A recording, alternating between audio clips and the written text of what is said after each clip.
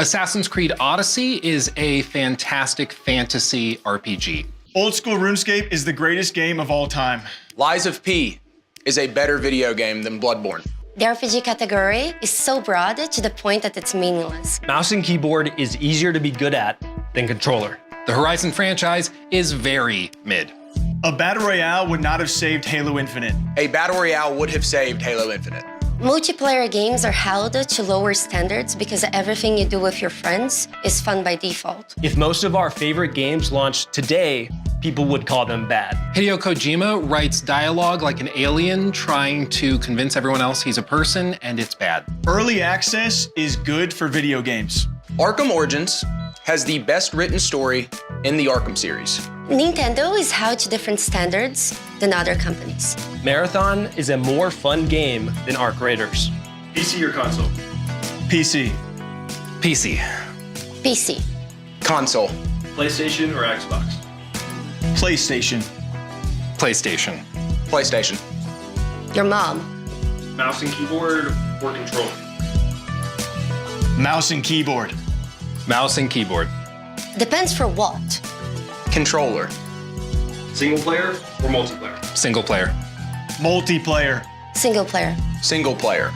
Competitive or casual? Competitive. Casual. Casual. Next. Call of Duty or Battlefield? Battlefield.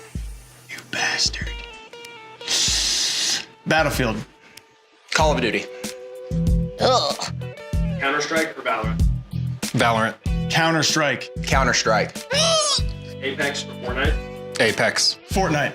I can't gritty with Master Chief and Apex, so we'll go Fortnite. Whatever. Overwatch or Marvel Rivals? Marvel Rivals. You say neither or neither? I'm from Iowa. Either. Neither? No, you can say, if you pronounce it either way. He said either. Neither. Marvel Rivals. Ooh, that's a good one. Like release Overwatch? Arc Raiders or Escape from Tarkov? Arc Raiders. Arc Raiders. Arc Raiders. Escape from Dukov. Grand Theft Auto or Red Dead Redemption? Red Dead Redemption. Red Dead Redemption. Red Dead Redemption, Arthur. Red Dead. Elden Ring or Sekiro? Elden Ring. Elden Ring. I haven't played Sekiro, but I'm gonna go Elden Ring. Both. Dark Souls or Bloodborne? Bloodborne. Guys, what should I answer? Dark Souls. Dark Souls. No, I'm sorry, Bloodborne. Change my mind. Would you choose which children you love more? Oh. Arcade shooters or tactical shooters? Tactical shooters. Tactical shooters. Arcade shooters. What? Battle Royale or Team Deathmatch? Battle Royale. Battle Royale. Battle Royale. Baldur's Gate 3 or Expedition 33? Baldur's Gate 3. BG3. Expedition 33. Baldur's Gate 3. Witcher 3 or Cyberpunk? The Witcher 3. The Witcher. The greatest game of all time, The Witcher 3. Yes. Both. Witcher. Skyrim or Fallout? Fallout. Oh my. Fallout. Fallout. Ooh. Morrowind. And Fallout New Vegas. Mass Effect or Dragon Age? Mass Effect. Dragon Age. Mass Effect. Mass Effect. Outworld or Pokemon? Pal World. Pow World. I don't want to get a cease and desist, so I'll say Pokemon. Power World. Depends. Vaporeon? No, don't put that. Don't put that. Super Mario or Sonic? Super Mario. Super Mario Bros. Super Mario.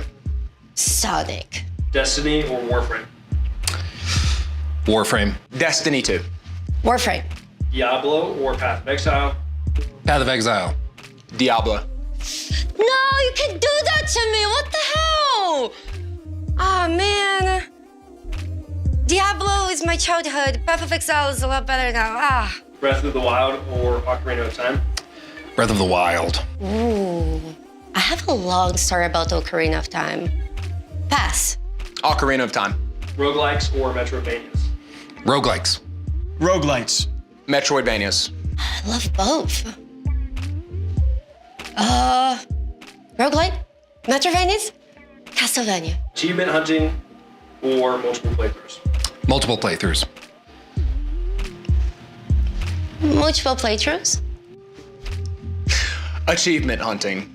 People who only play games for achievements are so low on my totem pole. What was this? Sorry. Achievement hunting or multiple playthroughs? Multiple playthroughs. All right, you're good. Sorry.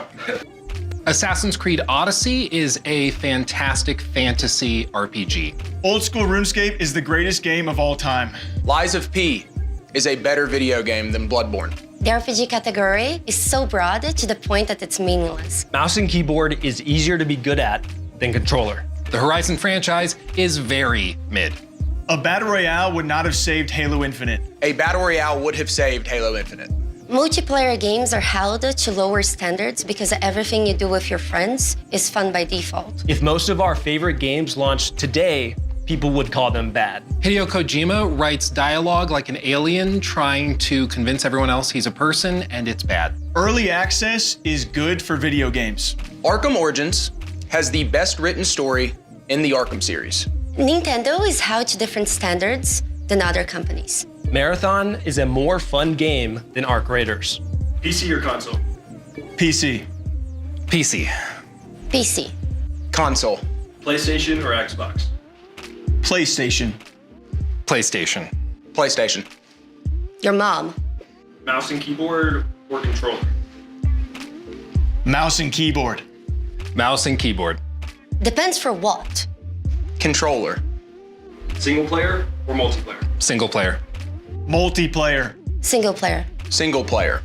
Competitive or casual? Competitive. Casual. Casual. Next. Call of Duty or Battlefield? Battlefield. You bastard. Battlefield. Call of Duty. Ugh. Counter-Strike or Valorant? Valorant. Counter-Strike. Counter-Strike. Apex or Fortnite? Apex. Fortnite. I can't gritty with Master Chief and Apex, so we'll go Fortnite. Whatever. Overwatch or Marvel Rivals? Marvel Rivals. Did you say neither or neither? I'm from Iowa. Either. Neither? No, you could say, you pronounce it either way. He said Neither. Marvel Rivals. Ooh. That's a good one. Like, release Overwatch? Arc Raiders or Escape from Tarkov? Arc Raiders. Arc Raiders. Arc Raiders. Escape from Dukov. Grand Theft Auto or Red Dead Redemption? Red Dead Redemption. Red Dead Redemption. Red Dead Redemption, Arthur. Red Dead. Elden Ring or Sekiro? Elden Ring. Elden Ring. I haven't played Sekiro, but I'm gonna go Elden Ring. Both. Dark Souls or Bloodborne? Bloodborne. Guys, what should I answer? Dark Souls. Dark Souls. No, I'm sorry, Bloodborne. Change my mind. Would you choose which children you love more? Oh. Arcade shooters or tactical shooters? Tactical shooters. Tactical shooters. Arcade shooters. What? Battle Royale or Team Deathmatch? Battle Royale. Battle Royale. Battle Royale. Baldur's Gate 3 or Expedition 33? Baldur's Gate 3. BG3. Expedition 33. Baldur's Gate 3. Witcher 3 or Cyberpunk? The Witcher 3. The Witcher. The greatest game of all time, The Witcher 3. Yes. Both. Witcher. Skyrim or Fallout? Fallout. Oh my. Fallout. Fallout. Ooh. Morrowind. And Fallout New Vegas. Mass Effect or Dragon Age? Mass Effect. Dragon Age. Mass Effect. Mass Effect. Our World or Pokemon? Pal World. Pal World. I don't want to get a cease and desist, so I'll say Pokemon. Power World. The Fence. Vaporeon? No, don't put that. Don't put that. Super Mario or Sonic? Super Mario. Super Mario Bros. Super Mario. Sonic. Destiny or Warframe? Warframe. Destiny 2. Warframe. Diablo or Path of Exile? Path of Exile. Diablo. No, you can do that to me. What the hell? Oh, man. Diablo is my childhood. Path of Exile is a lot better now. Ah. Breath of the Wild or Ocarina of Time? Breath of the Wild. Ooh. I have a long story about Ocarina of Time. Pass. Ocarina of Time. Roguelikes or Metroidvanias? Roguelikes. Roguelites. Metroidvanias. I love both. Roguelike? Metroidvanias? Castlevania. Achievement hunting or multiple playthroughs? Multiple playthroughs. Multiple playthroughs? Achievement hunting. People who only play games for achievements are so low on my totem pole. What was this? Sorry. Achievement hunting or multiple playthroughs? Multiple playthroughs. All right, you're good. Sorry.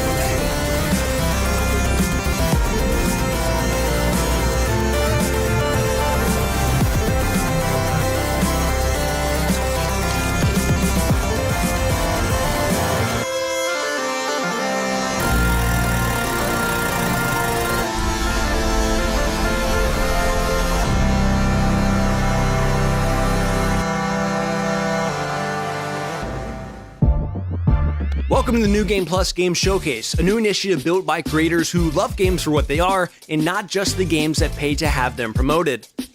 First up, I'm Hunter. I'm normally behind the camera across gaming and esports events, and I work on social accounts for a ton of different games. My favorite games of all time would probably be RuneScape, Dark Souls 3, Leaf Green, Black Ops 2, and Star Wars Battlefront 2. Then we have Jake Lucky, kind of the point where gaming, esports, and streamers collide. If you look at him for too long, you'll start to wonder why his neck is so long, and if you look at his Twitter for too long, you'll wonder how much Nadeshot paid him to tweet clips of him every single day. His favorite games of all time are RuneScape, Age of Empires 2, Halo Infinite, Jumpstart Adventures with Bodley, and CSGO. Next up, Luality. A streamer with a hatred of spoons and a love for dragon sex, Lua probably has more personality than the rest of us in her pinky. Her favorite games include Baldur's Gate 3, Cyberpunk 2077, XCOM 2, Witcher 3, and Mass Effect. Then Luke Stevens, the mind of a critic with the heart of a fan. Luke breaks down games through their DNA and really looks at everything a game has to offer. Where our brains might be smooth, his is nice and wrinkled. His favorite games of all time are Elden Ring, Kingdom Come Deliverance 2, Last of Us, Witcher 3, and Batman Arkham City. The fifth and final in-person member this year is I Am Rob. Rob came from the hell of making Call of Duty videos to the other hell of platinuming games. His favorite games of all time are Witcher 3, Halo 3, Batman Arkham City, X-Men Legends, and Call of Duty Modern Warfare 2. Not to be confused with Call of Duty Modern Warfare 2 or Call of Duty Modern Warfare 2 Remastered. Then our final member is Blue Thunder, the man who is always spotlighting the next hidden gem before anyone else sees it coming. He just had a beautiful second child that luckily takes after his wife, so he's not here in person but was a major part of the showcase. His favorite games of all time are Resident Evil 2, Silent Hill 2, Elden Ring, The Last of Us, and Metal Gear Solid 2. Together, we're pressing into how we think game showcases should feel: conversational, authentic, and transparent. We are here to celebrate what actually excites us: incredible worlds, creative devs, and stories behind those games that we love so much. There's no paid placements, no marketing scripts, just pure passion and excitement for what's coming up in gaming. You can expect a wide range of content, including new trailers, fresh gameplay, developer interviews, behind-the-scenes content, and even some updates to your favorite games. So sit back, grab your drink of choice, and let's dive into some of the games that we think are worth your attention. This is the New Game Plus Game Showcase. Yeah, also, who picked the name? New Game. It's a work in progress. Wait, what's the name of New it? Game Plus shows the showcase. New plus a game plus a showcase. Have we trademarked that yet? Because I don't. Oh, God. Well, we have cups. We already got the cups. Sick name. The cups are done, dude. We might have to cut our losses. There's no changing it now. Cheers. Perfect. Good, that was great. It's great.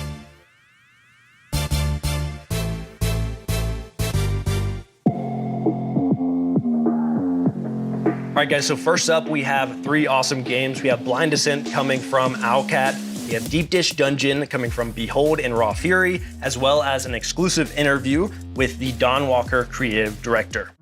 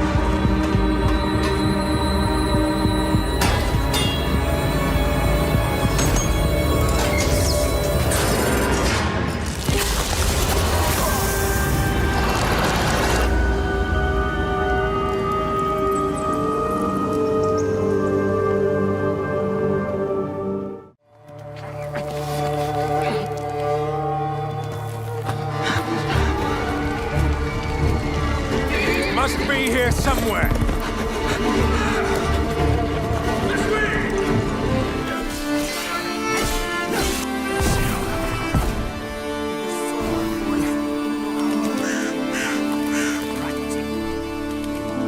A Dawnwalker is like a special kind of being in our IP. It's neither fully a vampire nor a human. It's something in between. What this means is basically that you, as a Dawnwalker, you have underwent a transformation. You used to be human, And now, during the nighttime, you do get all the powers and the difficulties of being a vampire. So you get the blood craving and so on. But during daytime, these powers are dormant and you still have to eat. You have all the weaknesses of a human, right? But also the perks of being human. One of the things that is unique to humans in our IP is being able to use magic, so casting spells. The Dawnwalkers are not very commonplace in that IP. They are very, very rare, rarer than vampires. So you as a Dawnwalker are kind of special in this regard. I would say the short-term things that have immediate impact on the character development are you have to feed on, you know, either animals or humans on blood suddenly, right? So you get these cravings, you get these like weird, eerie experiences that you didn't have as a human. Brancis and his clique of vampires actually caught him on his low point when he was vulnerable. He has used specific traits of vampiric blood in order to cement his position in the valley. Because, you know, as you might imagine, having a bloodsucker as your lord might be a tough sell. However, if the alternative is getting sick and, you know, dying in thousands, actually it doesn't sound as such a horrible thing. He tries to kind of distort the religious beliefs in order to install himself as a savior of the valley. We do explore this in the game, so you might see, like, for example, statues erected to Brancis, new iconography shown in the local cathedral, for example, and in the castle and so on. There is this whole cult of personality he builds around himself. So he basically shows himself as something better than the old order, right? We do have a mechanic tied to shrines that are erected across the valley. And Brancis puts a lot of attention to kind of twist them to his own image. And these do have a functionality. When you play the game, we have assigned specific functions to them. Generally speaking, one of the things we wanted to achieve in this game is to have Brancis being this active antagonist. You know, in a lot of games, the antagonists are out there to be defeated, but generally speaking, you have free reign, you do your own thing, and it doesn't really, change much in how they approach you. In this game, what we wanted to do is to have Brancis react to your actions as you complete different activities throughout the valley, as you maybe undermine his operations and so on. It's kind of like his seal of approval. Exactly. So it's like, so basically the way you can think about it is like the more you do in the valley, especially if you undermine Brancis, you will gain notoriety. The more notorious you are, the more edicts Brancis will pass in order to thwart you. So, for example, he might send out more soldiers to patrol roads and villages, right? He might, in some extreme cases, maybe even initiate a lockdown of the city to basically hamper your ways of traversing it, right? There is a number of these edicts we have prepared, and each of them is designed to kind of twist and change the general open world gameplay. It also has benefits. There are factions in the valley that dislike Brancis, so the more notoriety you gain, the better standing with them you get, like they actually like that. There is a number of plot lines that you can follow if you want. You can also cut them off because we have added these systems where, for example, you might lose control over Cohen when he's a vampire if he was hungry. You might kill off some important NPCs and then the plot line just cuts off basically, or you get some alternative version. There are some ways to enter the castle in the open world. You can ignore these side plot lines. You can level up Cohen and decide to attack the castle on your own, right? Out of curiosity, is there romance in the game? Romance, yes, of course. We do have romance options, yes. We didn't delve deep into with whom yet. Okay. And, I'll leave that for the future to talk about. However, yes, you can expect to build relationships with characters. Like I said, there is one main goal, very varying ways to get to it. These different ways that you pick will impact, what happens with Veil Sangora in the end. And it's all up to you. And I think I really recommend experimenting with this stuff and having fun with it. First one, Blind Descent, Martian, survival, co-op, adventure. Gives me Subnautica vibes, and in the best way possible. I really like it, but more with land exploration, which is really cool. I honestly can't wait to try it. We're also going to see a lot of survival games today. So I think it all comes down to what the ultimate depth of the game is. But I also, my first thought when I saw Martian land was No Man's Sky. That's obviously like maybe a reach for expectation-wise, and then definitely a tall task. But when I heard Martian, I thought No Man's Sky-esque. Like you said, a lot of survival games, but I think it's popular right now, and I'm hopeful that a lot of them do it right. But this is like going underneath Mars and has aliens. It looks interesting. I like it. I'm intrigued about the variety of ecosystems and aliens and plants that they bring up. Well, like you said, it's popular right now because people like them. And so they share a lot of things mechanically, but for me, it's usually the vibe. And this one has a vibe. Yeah, it's a good vibe. That's why I wonder how that gameplay loop goes. Like, how far down can you go? What kind of biomes are you experiencing as you continue to go down? And like you said, with survivals, we see like a lot of the same loops. So how can they? Are there trees you can cut? Yeah, like again, we're gonna talk about it a lot, but if you can cut a tree down, I'm good for survival games. I'm like at that point. I'm the target audience. Then we have deep dish dungeon, co-op dungeon crawling, a survival game, a handcrafted dungeon. You gather resources, cook to strengthen your party. You can party up with friends.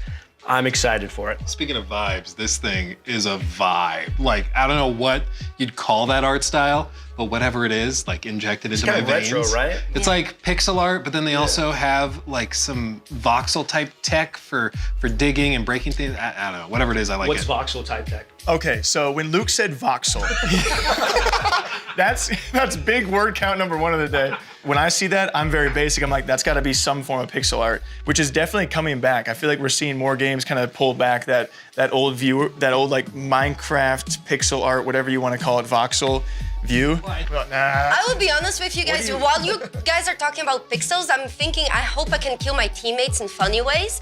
So sure. We'll go with the pixels. Yeah, we were watching the trailer together, and the first thing she was saying was like, hey, how do I kill those I'm with? I mean, I have to imagine it's a dungeon crawling game about cooking in the dungeon. Surely you're gonna be able to accidentally poison yourself. Do you think you can get like bad ingredients on purpose to murder your... I bet you're gonna have to find out. Why are you going there? So I wonder though, with it being like in dungeons, like if they're gonna have an in-game proximity chat kind of thing. I hope It's one of my favorite things in games like this, when you're like walking through and you can hear your friend off in the distance. I wonder if they'll do something like that. The Lethal Company effects where they're like, It looks like you can hear them screaming. Like screaming with friends, for sure. Yeah, like at least Me and Jake gonna be in there dishing in that dungeon. like at least a co-op. He's across the world. I'm like, Rob, you there? I'm dishing, baby. I'm dishing. I'm dishing. Making Can you bring the carrot? What are you making? Lasagna. Yeah, no, but it looks very promising though. Next up, we have Dawn Walker. Lua had a crazy conversation with her creative director.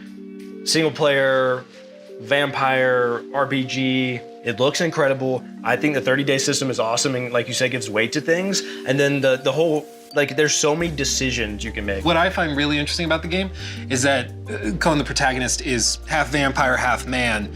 And even though, like, all of that sounds great by itself, there's even another layer where at night, of course, he can use vampiric abilities that he doesn't get to use during the daytime. His combat's different. He's not using a sword, he's using claws. And then in the daytime, of course, there's NPCs walking around and there's, you know, maybe patrols going around that aren't there at night, but then there's different ones at night. So And you can use magic as human. You can use magic as a vampire. Yes, and basically what they're trying to do is to not just have the time be an element of certain actions to take it forward, but also whether you're playing in day or night, quest lines play out completely differently because people are in different spots, their behaviors are different. This person may be asleep, so you can't talk to them. Have different abilities. Exactly. Well, The Witcher 3 is my personal favorite game of all time. So, and this is former Witcher 3 developers working on this, and so much of that charm was prevalent there. The music. The music, just that soundtrack in the short little snippet we saw there, I felt it. I love that simple separation between day and night and different things coming with your character. That's got to be like the coolest part of it. Yeah, because it's got to probably tailor to your gameplay of like, I got to wait to make this choice during the nighttime versus during the daytime where I can use certain abilities or different combat styles. I love that part of it. And so I could foresee a run through, like a play style where you're playing only at night for missions, you're just doing stealthy vampire stuff, and you're eating people, or you're drinking blood rather, not eating people, I don't know, maybe it's kind of way. But, Whatever you know, you want. the dark run through versus like the light run through in the daytime, the vegan run through. The vegan run through. Which has one of those vegan... Vegan sped run, Don Walker. Yeah, vegan achievement. Sponsored by Beyond Meat. The fact that they revealed a little bit about more Brensis, the Overlord, is also a system. Yes. He really talked a lot about systems that they have not spoke on yet at all, and didn't with us either. Like the edicts. As you go around the world trying to find your information, you can side with different people, and depending on what you do, you can make the Brensis quite upset. So he can start making laws and rules to stop you from progressing in a certain way. I also like that Brensis as an antagonist is not just like pure evil, doing all sorts of horrible stuff. Like he is helping the people in some ways in order to, you know, get control of them, but he's like curing them of the plague. Like he offers them something they aren't getting elsewhere. So he's doing bad stuff, but there's nuance. And that typically makes for really, really good stories. Harder choices to be made, Perspective and never a clear-cut good or bad. Yeah, because I bet you there's gonna be a moment where it's like one you of could the stop charms. it, like his influence in an area, that means they're gonna die of the plague. So it's like, do you let the bad guy do the thing that you're trying to stop him to do, or... And it's also about perspective. These people were ruled by a very tyrannical leader before, so even though Brensis is a vampire, to them, he may as it's well worth it. be a savior, right? For the next section, we have 3, again, I'm gonna have to not say incredible games every single time, but we have Prologue, Go Way Back from Player Unknown, Beautiful Light from Deep Worlds, and Project Shadowglass from Starhelm Studios.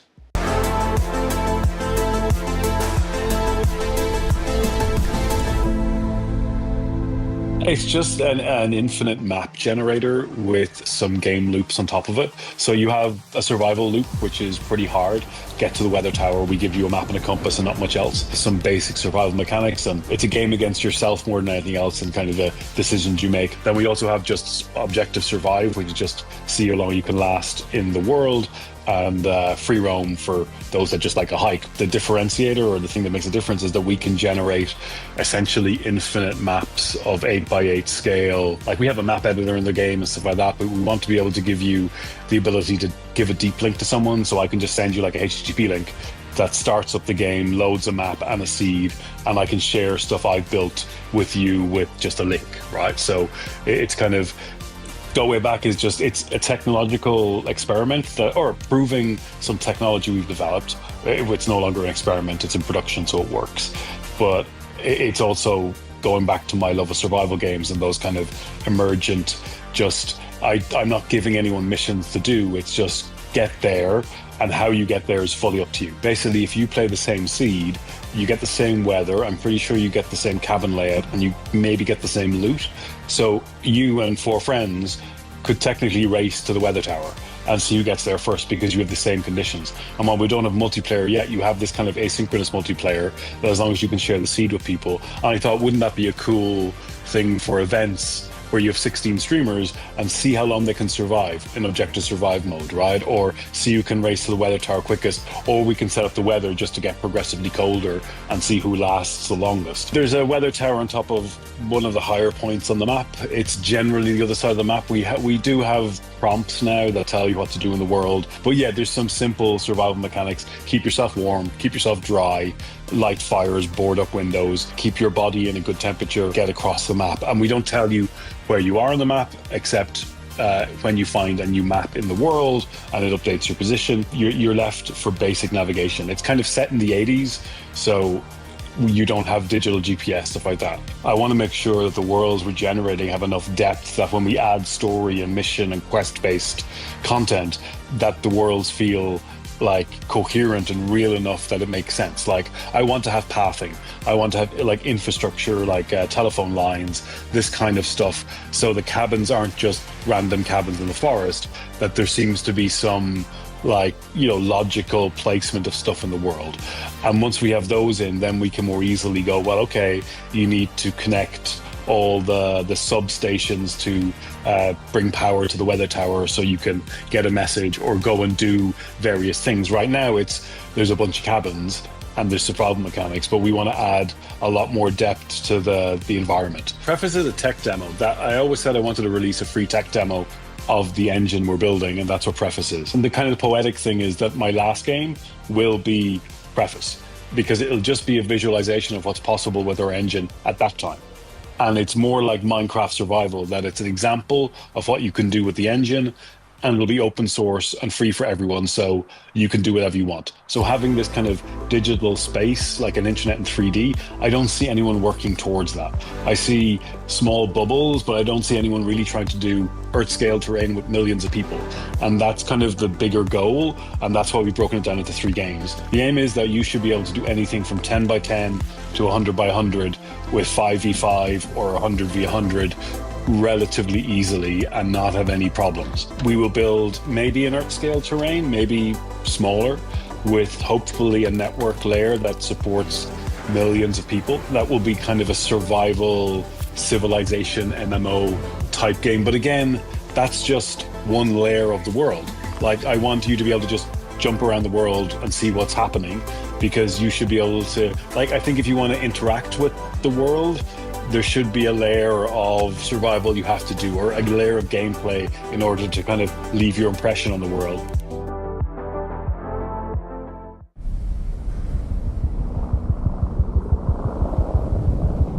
Quebec Charlie to Quebec Romeo Foxtrot. We got your location report. We are monitoring you in the operation zone. Good luck. Over.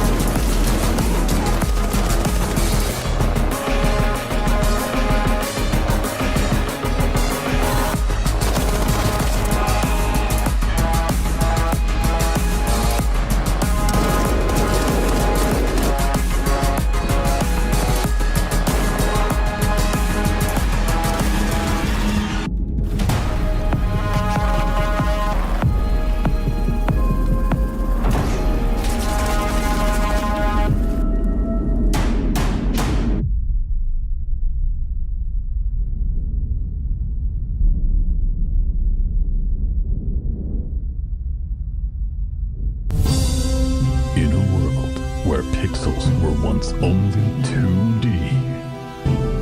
Now, they're 3D. Oh, I'm just with you. I'm Dominic John, the dev behind Project Shadowglass, a 3D pixelated RPG that's a love letter to classic immersive sims like Thief and System Shock. This video is a series of prototype rooms that I've been working on some of the core systems in. No art, no assets will be generated by AI. This is all human-made, hand-placed, made by me and artists like me because we love what we do.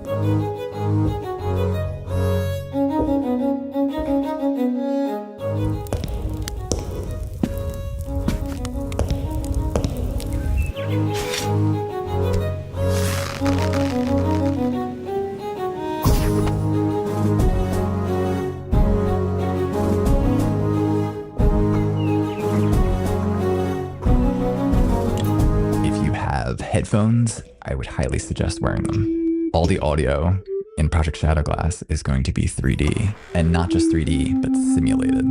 The music emanating from this orb is going into the left ear and the right ear, but as I change the size of the space, you can hear the character of the sounds change.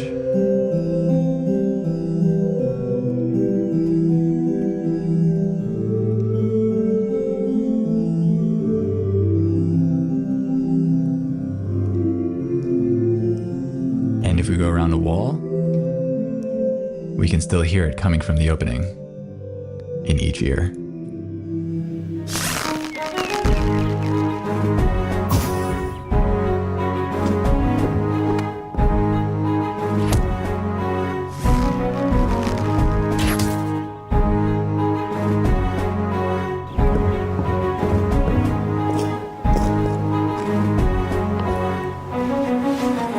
I actually launched the Shadowglass Discord today, so if you have any ideas or suggestions or just want to follow along, feel free to wishlist Project Shadowglass on Steam. I hope you enjoyed this sneak peek on how things are coming along. Thank you so much, all the crew at New Game Plus, for having me. Be well, my friends.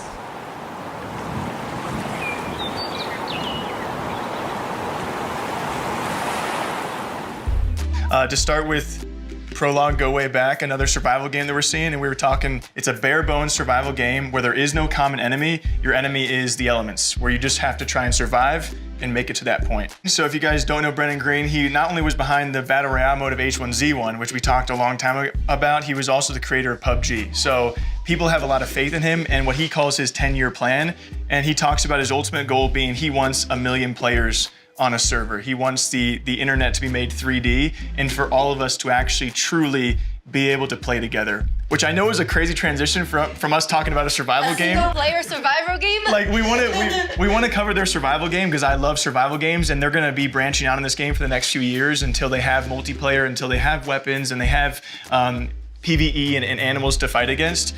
But it's also part of a much bigger picture. Also a story. He mentioned they will be adding also a story to the Things world. to do, yeah. Yes. That's got to be like the most ambitious, one of the most ambitious projects out there right now. Yeah, I mean, it's crazy What's to so think funny about. him is that he's like, yeah, I want like millions of players to be playing together on like a gigantic map, but you know, not to undersell it. Shoot for the stars, brother. Shoot for the stars. No one's done that yet. Next game we talked about was Beautiful Light by Deep Worlds SA. That's a PvPvE tactical extraction shooter. There are 6 3-person squads, and there's also a lot of anomalies and monsters and stuff that we saw in it.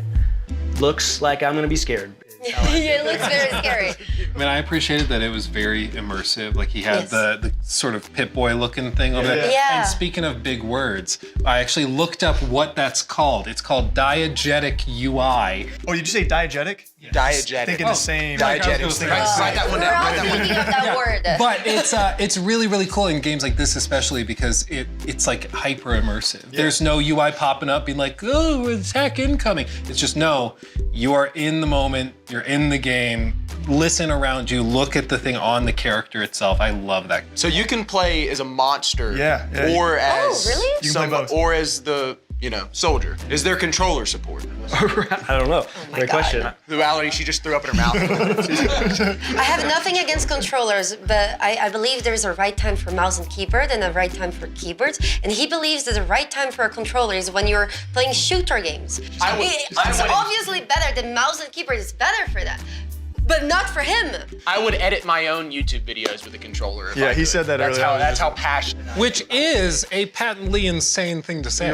Yeah, then we have Project Shadowglass. Voxel art. I really enjoyed the This is Starhelm Studios. It's an immersive sim. We've all seen it. I think it went viral from that AI post. There was like an AI post that looked just like it, and then he was like, I'm making a game like this that's not AI. I looked up the video because he has a YouTube channel where you can actually see kind of behind the scenes. And when that clip of the AI generated art went viral, he saw it and thought like, I didn't think anybody wanted this. I was just like, it was a fun side project. And then he saw people wanted it and thought it looked awesome, and he put it out, but it's real. Well, we talked about it earlier, there's a desire for stuff like that, the more simplicity, kind of retro feel. It feels like the game is still like learning what it wants to be. Like he's working on the graphics, the basics, the music, and as like they have a bow and an arrow, and hopefully as they work on the project, they start feeling what it will grow to be, what kind of game it will develop itself into. Yeah, my understanding is right now it is just project Shadow Glass, and it's going to eventually become like a video game, but right now it's just kind of proof of concept that the art works, the crazy math behind it works, and like it can grow to a game, but it's certainly very, very Well, I wish him nothing but success. Yeah, he seems like because it seems like I awesome just dude. love a good passion project. You can tell there's a lot of heart in that. And I feel like I initially, like everyone else, why I went so viral, I got attached to that same artwork, but then when he further explains and shows you some concepts that you weren't expecting out of a game with that artwork or that design, when he's showing that you said the R6 lean in there. And Oh yeah, that threw me off. The little bow Yeah, it's like, behind. whoa. I was like, is that a Rainbow Six You threw that, Siege? you threw that in there, and then of course they got the wall grapple, and then with the whole audio design as well. I mean, I'm definitely. I remember seeing that clip that went viral. I remember seeing it. I was like, wow, that looks incredible. Like walking up to the castle. This section, we have 3 what I would consider kind of sci-fi games a little bit, but we have Aphelion from Don't Nod, which we have an incredible look behind the scenes of the music with the composer themselves, as well as The Expanse Osiris Reborn from Owlcat. If you're familiar with The Expanse, super exciting, and also Distant Shores, Brittany.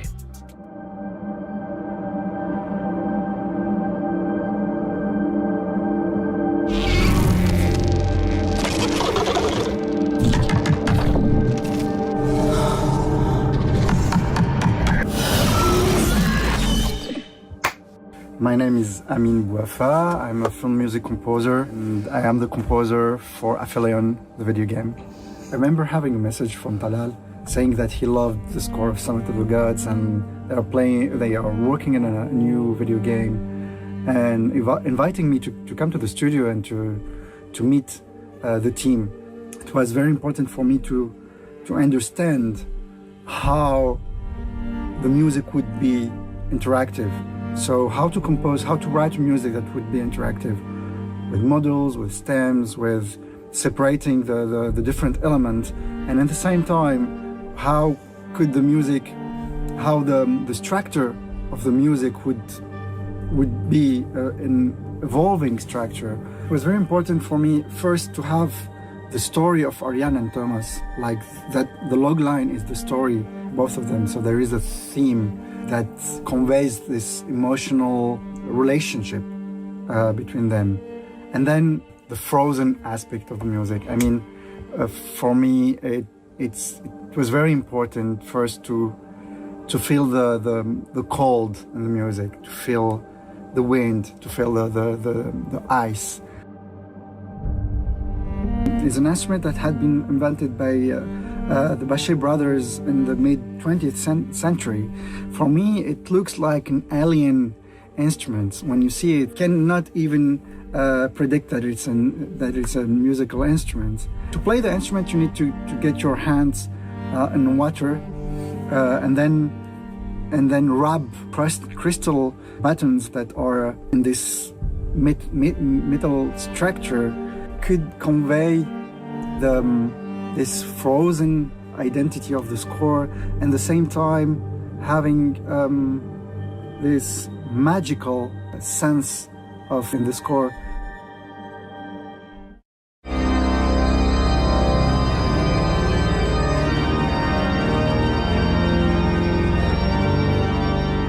There is a sacred feeling also to this planet.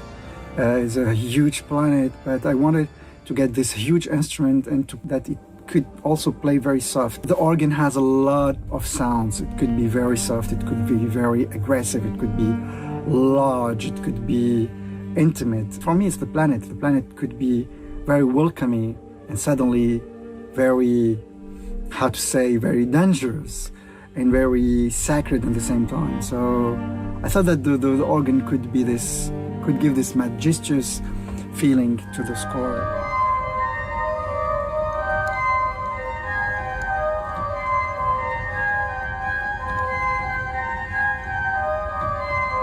I'm so happy to write the music for Aphelion. It's the first time for me to write a video game score, and it's a lot of fun and a lot of passion.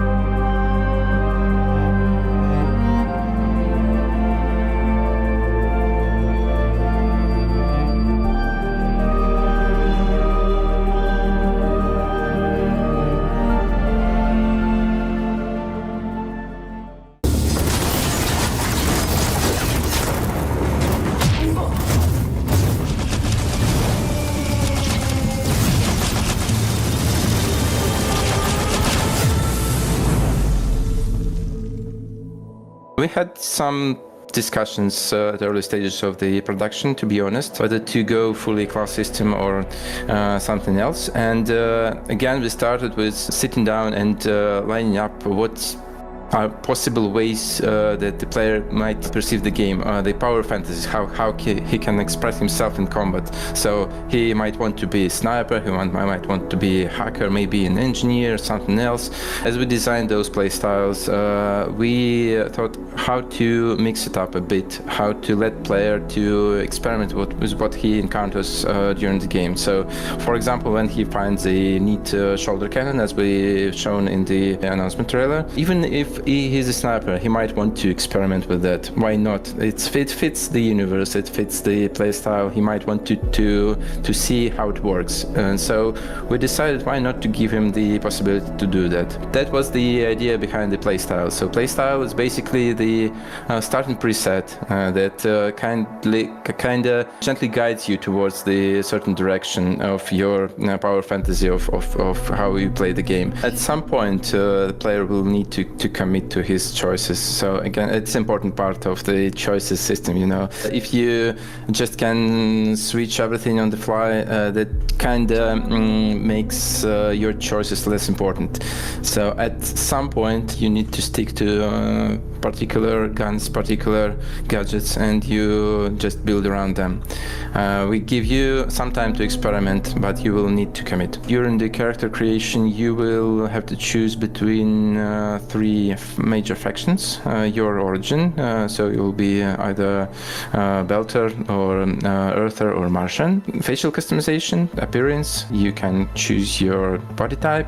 So you will be playing as a pink water mercenary with different type of origin that you would create. You will have your sibling with the same, like, identical one. They will look a little bit different because they're their own person, they have their own personality. These events are set during the first 3 books, I think. You will start on Eris and witness basically the events from a different angle, and this part will be to some degree shown in your character creation. Every companion should belong somewhere in the universe, and they have their own background, consisting of their faction and their acquaintance. They have some background story, their own struggles. All this stuff will influence how they perceive the situations player encounters. So in every major plot event, they will have their opinions. They might hint you towards some decisions. They might provide you some assistance,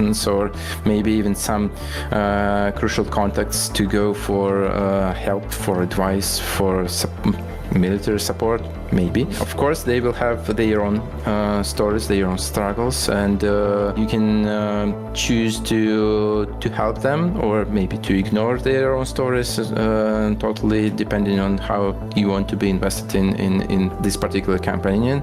The choices you make for those companions also will matter in long term. Yep, some of them will have romances, and you can see on our background companions. Perfect. We cannot say who is going to have romance, but there will definitely be romance in our game. It's a small crew on the small ship. You know, the Expanse, it's a universe where everyone flies in very tight spaces for a very long time. So there is a dynamics in the crew as well. We have a few layers of the combat system. First of all, it's obviously the gunplay, a few classes of weapons that you can use, and mostly you do it from the covers, so it's a cover-based gunplay game. And the second layer of the combat system is that's your abilities. That they might be more like offensive ones, maybe something like a grenade or a shoulder cannon, or maybe something more defensive like a shield, or maybe a protective drone. A lot of gadgets that you can choose from depending on your play style. And as Julia mentioned, there are some play styles that are mostly focused on using your gadgets rather than using your weapons. Third layer, but still very important, that's obviously your companions. They have their impact on the combat. They have what we call combat opportunities. That's particular situations when you can order your companion to use an exploit in the arena, in the environment, to gain a certain advantage in combat. We decided against the management, the gameplay part of the survival stuff. So you won't be counting your gallons of reaction mass or how much water you need to recycle before it dries out, nothing like that. But still, the expanse universe is very dangerous. So in terms of narrative, the survival will be a part of the game. You will have a tremendous enemy. You will have a lot of very dangerous situations that you will have to get out somehow. There will be a lot of survival in terms of your player experience, just not as a particular mechanic. You will be able to fly around the solar system. Nice. You will be able to visit various planets.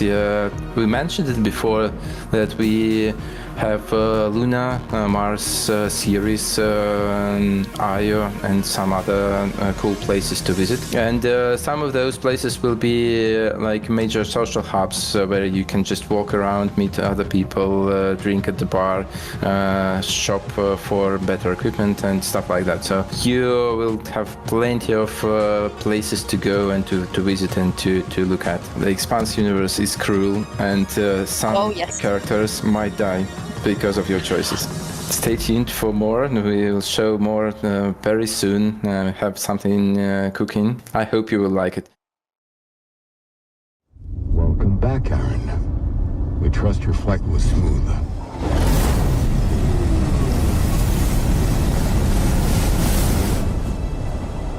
We have landed you on the outskirts of Genyak Island. Stay alert.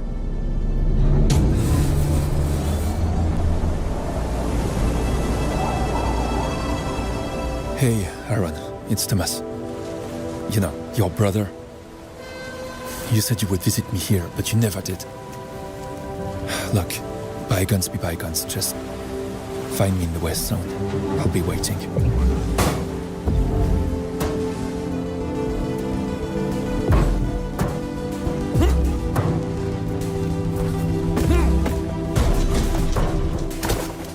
Sometimes I dream about what's under the ocean. A distant shore, waiting to be explored.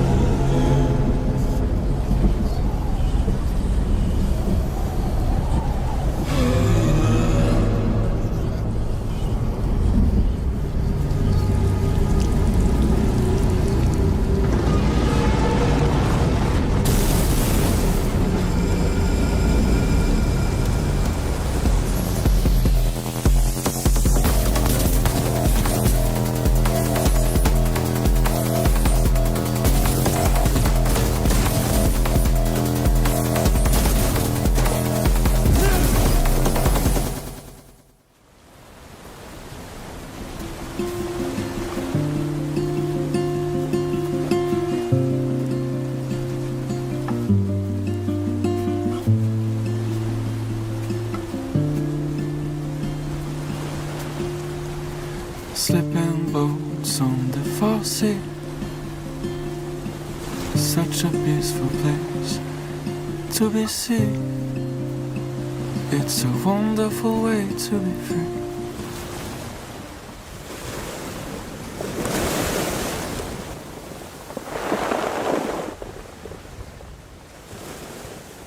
Let's start with Aphelion. My understanding is it's a dual protagonist game, so you'll actually be swapping back and forth as they sort of work together. And I'm sure there's parts where you're separated, parts where maybe you're together, working together. Very emotional story.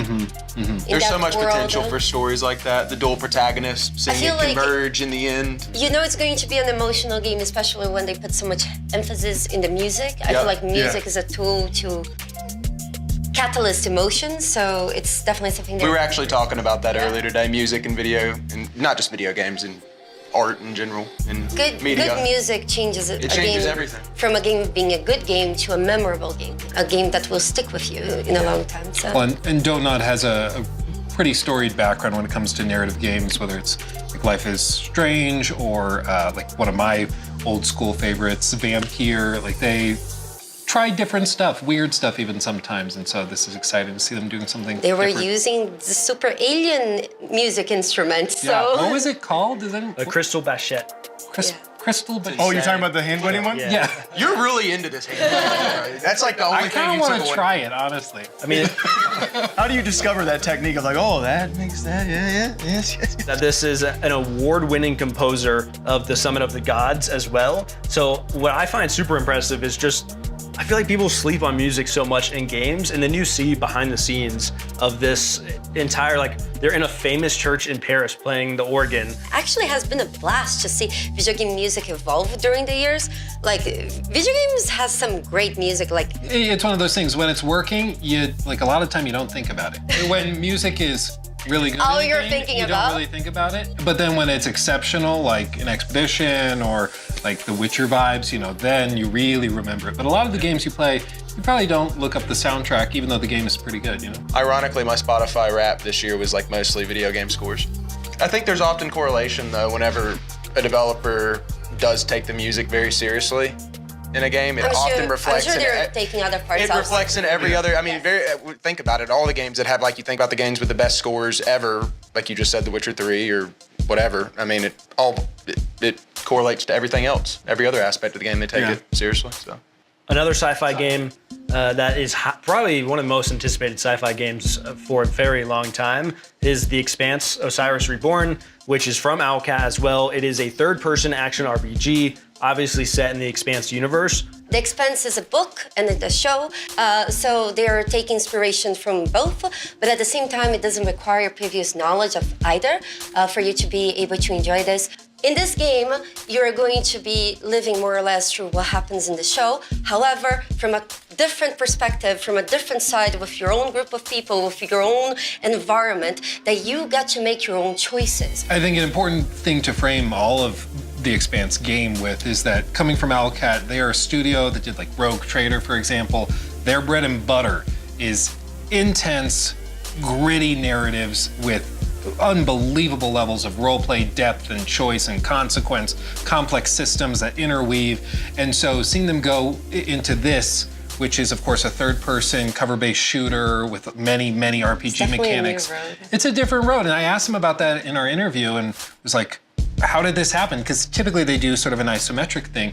And they just said when we decided we wanted to tackle the Expanse, it required that cinematic flair, and that's what they tackled. And they're doing a phenomenal job. I mean, the game looks beautiful. It looks very interesting to me. It looks kind of like Dead Space meets Gears of War, It's kind more of like gameplay-wise. Mass Effect, It did. Yeah, Mass Effect as well. The choice and the reputation you have with your companions will change, because your companions, they told us, will disagree with some of the stuff you do. They'll get upset or They will have their own about it. opinions. They'll have their own opinions, and they also, one interesting tidbit they mentioned was that when you are making choices in the game, they're not necessarily going to tell you if that was a big moment, if that, what you just said to them is going to seriously affect this thing over here. It will, but that's all behind the scenes. Third game was Distant Shore, Brittany. This is what went viral as almost a portal with magnets, and I think it looks like a lot of fun. It's such a unique concept. I could see it being big time. You know, Like, it's it one of really those is. games like you didn't know you wanted, but then you see it, and you're like, oh, that looks like it Who tickles doesn't a part like of my brain. magnets? Yeah. Like we've seen versions of it before, but with everything it combines, because it makes everyone think of a different game when you see it. Because we've heard Half-Life, we've heard Portal. I thought of Only Up during some parts of it. Yeah, it had Only Up. And other I thought puzzle Mirror's Edge a little bit with like the parkouring while moving stuff. See, it makes us think of so many different things at once. So I think it's gonna do. Just really watching some of that gameplay, I could see the rage already. Oh yeah, the boss. Oh yeah, not happening.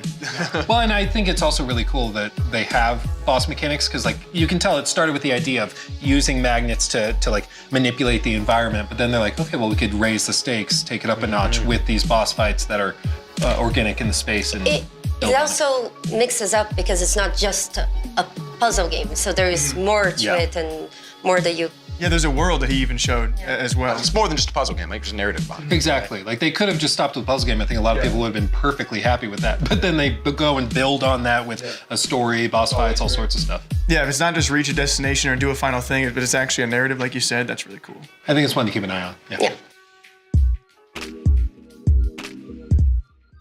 Next up, we have two very exciting updates coming from Obsidian, that being some updates for Avowed as well as Grounded 2. We also got exclusive time with them and had some interviews, which were very exciting.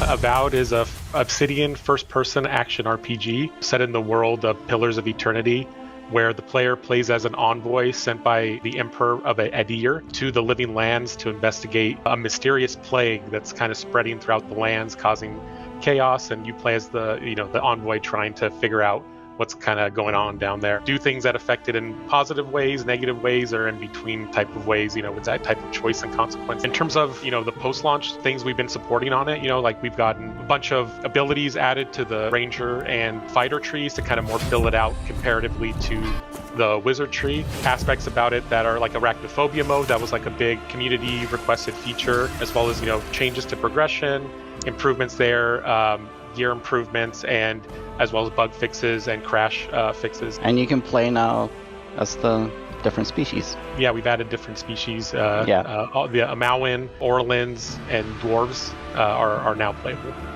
A lot of our decisions we make are revolving around the player community, so we work really closely with our community management team. We get like a spreadsheet, kind of see what the things that are bubbling to the top. Like an example, like quarterstaff was something where just we wanted to feel like more like a wizard, right? That kind of wizardy vibe, as well as playing as Orlins. Like I think players just were bummed that we didn't include that in the base game. So I mean, it really comes down to like the time and what the community wants, and that's kind of how we decide to go about it. Yeah.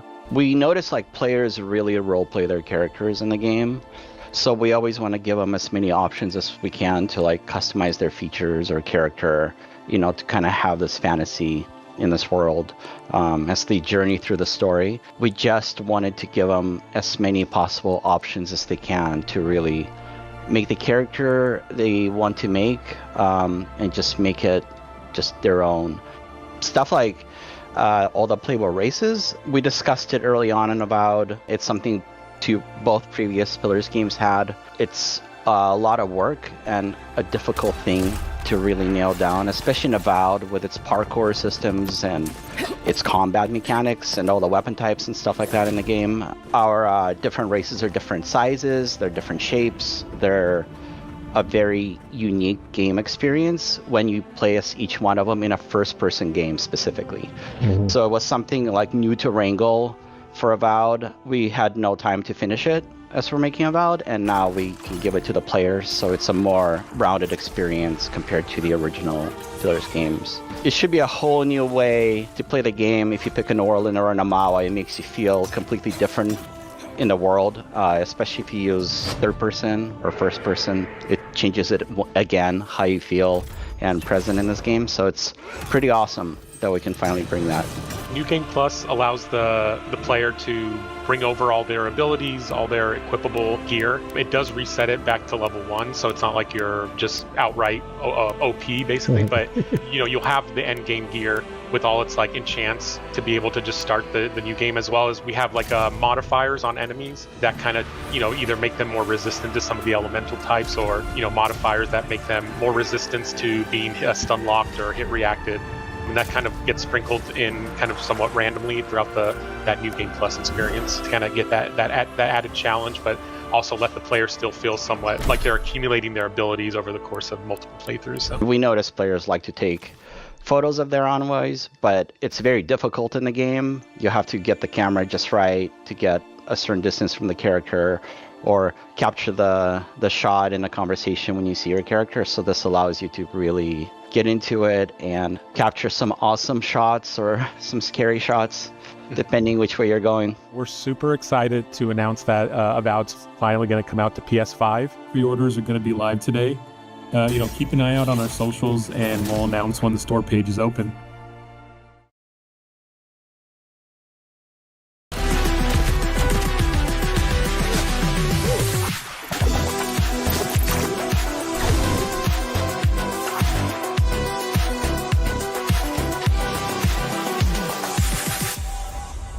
Grounded 2 is a survival game. It is set in a gigantic city park.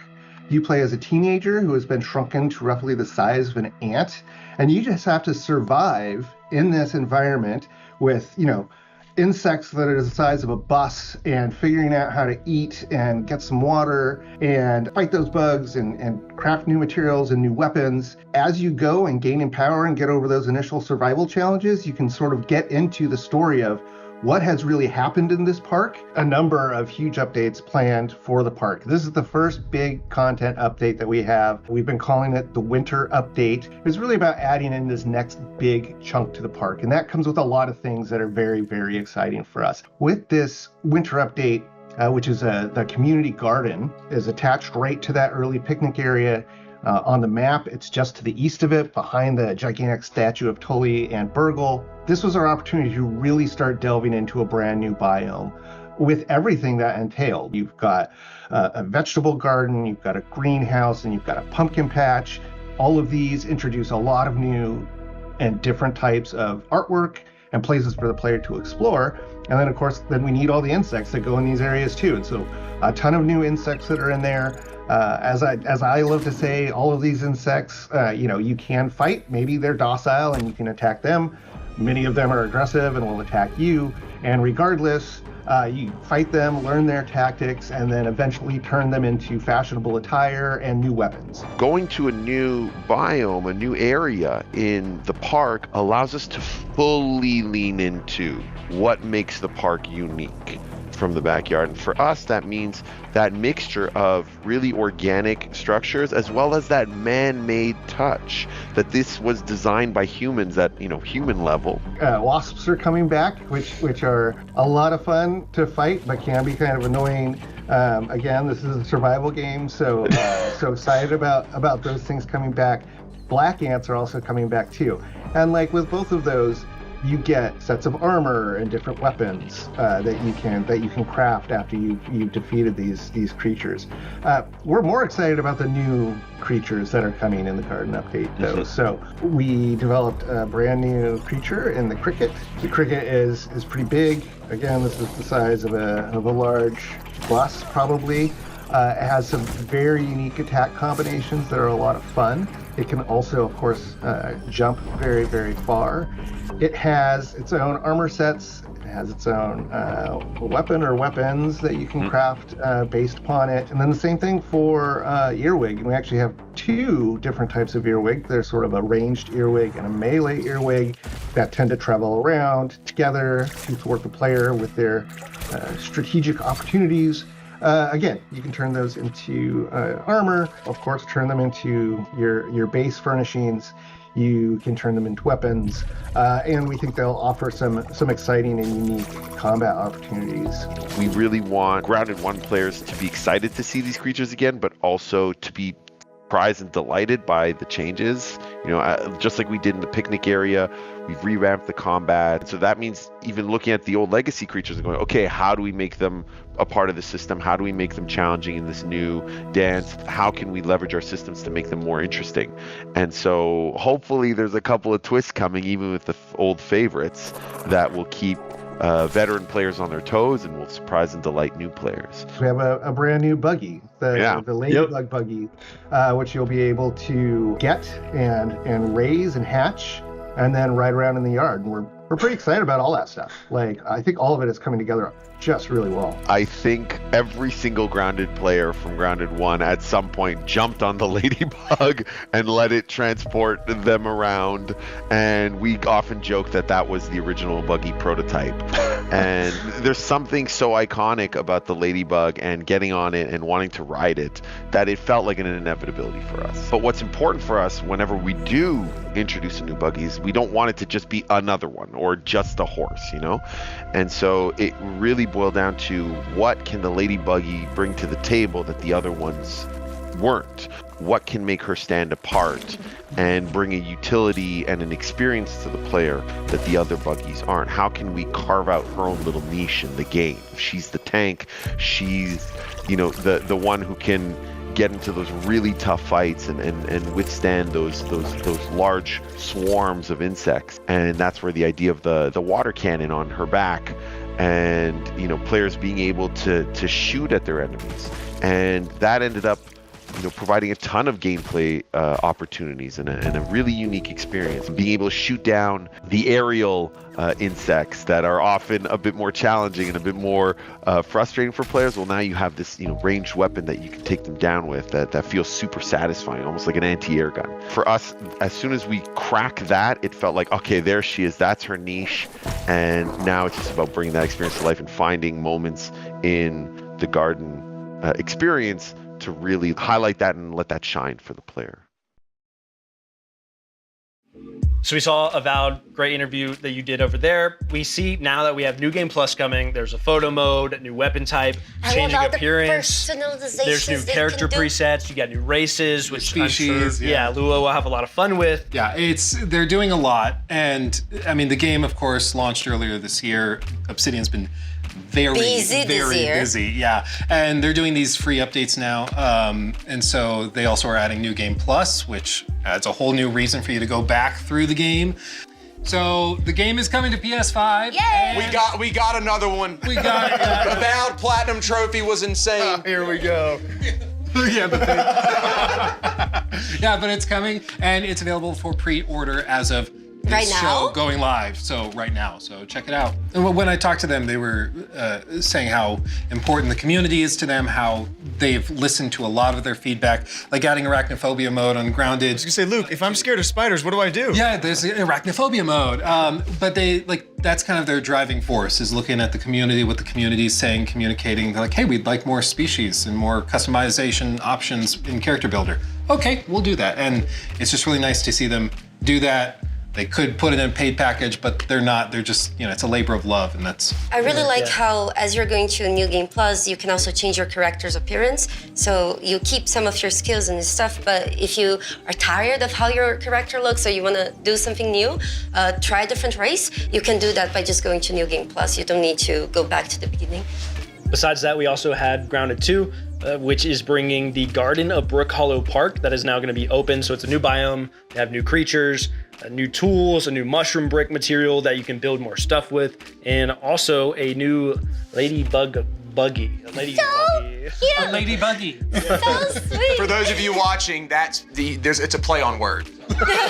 Allow me to explain. Ladybug because you can mount it and ride it like a buggy. Yeah, and speaking to listening community, they also take a lot of feedback. This is a game that launched back into early access back in July, and so this is a major winter update is what they're calling it, and it was heavily requested to have more types of transport, which they are still planning more for the future that people can be excited about, but they always listen to feedback about, should an insect be an enemy? Should an insect be what they call, is it docile or docile?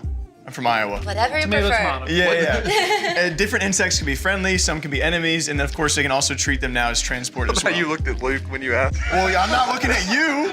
And so with this update, they're doing this throughout a lot of the timeline. Like they're gonna give you a lot of these big updates, and you're gonna be kind of surprised. Of like when it first released early access, there was still plenty to do. It was a survival game, but if you were a fan of Grounded, the original, you knew they were still gonna have a great winter update for you like this. And so they have a lot on their roadmap, but because of the way the game is oddly like scaled down, you know, it's from Honey, I Shrunk the Kids, like the way it's shrunk down, they have so much they still want to do and will be doing for a long, long time. Well, and that cricket. Yeah, the cricket thing looks that thing's terrifying. horrifying. It turns around and like. You're like, wait, what's he doing? What's he doing? I gotta give them credit. Like Obsidian's been so crazy busy. Like the fact that you can put out 2 pretty sizable games in 1 year and a bunch of updates for it. And it seemed like they were cooking something huge, right? Because Yeah, they just had Tim Kaine come back out of retirement.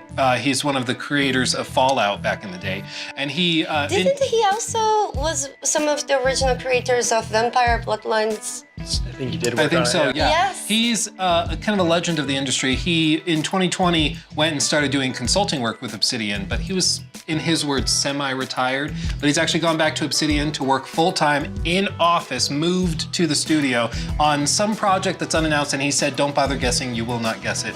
So, new IP, something crazy. Who knows? But they are. Or busy. he's trying to throw us off. It's hard to not see like hope, at least for Fallout stuff, because TV you know the TV show being excellent and everyone itching for more Fallout. So Next up, we have 3 fantasy RPG games that are looking very cool, as I would say. This is going to be Outward 2 from Nidot Studio, a follow-up to their other survival game, Outward, obviously. We have Varen's Call by Titan Rock, and then we also have Dragon Twin by Draconic Interactive.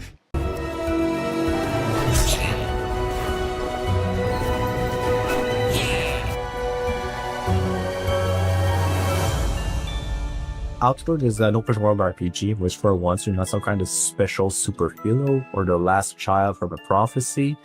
You're just a dude or a dudette. And the reason why we are downscaling who the player is because they want to be immersed more than they want to be powerful. And that was the big change in our approach. And we made all of our design decisions to be in alignment with this vision. If you were just a regular person and you wanted to think like a human would, but in a fantasy world, it's when you are aloof, when you're just like, that's not so dangerous, I've done it before. And that's when life just snaps back at you, right? In real life, that's like that. It should be like that in the design as well. So one gigantic thing is the character creation. In Outward 1, like we had very ugly protagonists and we didn't have a lot of options. You know, you had like 3 skin colors, a handful of faces, a handful of haircuts, and that was it. It feels like really drawing yourself into an RPG. You choose a background, you choose traits, you have a very granular system to modify and customize your character to your liking. One of the big things is you choose one of 3 starting locations. So as a regular person, what justifies throwing yourself into danger? How do you become an adventurer? Well, we have 3 different quests depending on which city you choose. So if you are in Simeon's Bastion, you are a homeless person, you're desperate. In Tramontaine, you are a miner and you're trying to like improve your status and your quality of life. In Haboob, you are just a clerk who just bought a house. What could possibly go wrong? You know, and very mundane situations, like you're not special or anything, but something special happens to you, and then you have to live up to the situation. We want a weather system that is very dynamic. So now we have a year-long calendar with seasons, and you just go through all that. So it's going to be winter, and then it's spring, and then summer, and does change, like what kind of stuff can be found, what kind of armor you need to wear. Dual wielding is gigantic. So now you can combine anything that goes in one hand, and that opens up a lot of possibilities. In Outward 1, like you had your offhand could only have a set amount of things, and you had your main hand. Now you can just interchange. You can have 2 shields if you want. It sucks. I don't recommend, but you can. Of course, like just visually, and the fact that it's much more lush it's more filled, it's more visually vibrant, that's going to be something that people will notice very quickly. Just like in Auto 1, we have 8 skill trees, and all those skill trees have some exclusive skills. So if you take one, you can't take the other, and you have a maximum of 3 breakthrough points. So there's only 3 skill trees that you can learn from to the maximum of the capabilities. Otherwise, when you have like the first few layers of skills available. One thing we've added are the attribute points, the core stats. So strength, agility, constitution, willpower, intelligence. We added those. We're gonna track a lot of different things that you do. They're all gonna have like different thresholds. So let's say you dodge attacks successfully a certain number of times, you unlock a node that will give you a passive trait and increase your agility. So very small incremental changes. We start with very simple things and it expands us in more and more circles. So you won't be able from the very start to unlock all 3 skill trees just because you have the cash to do it. You will have to have experience. You will need to have practiced the life of danger and Ori to be able to understand, like get to the next level of the skill trees. Other than that, well, I think it's important to note that all 4 regions are new regions. So it's really just completely new environment to explore.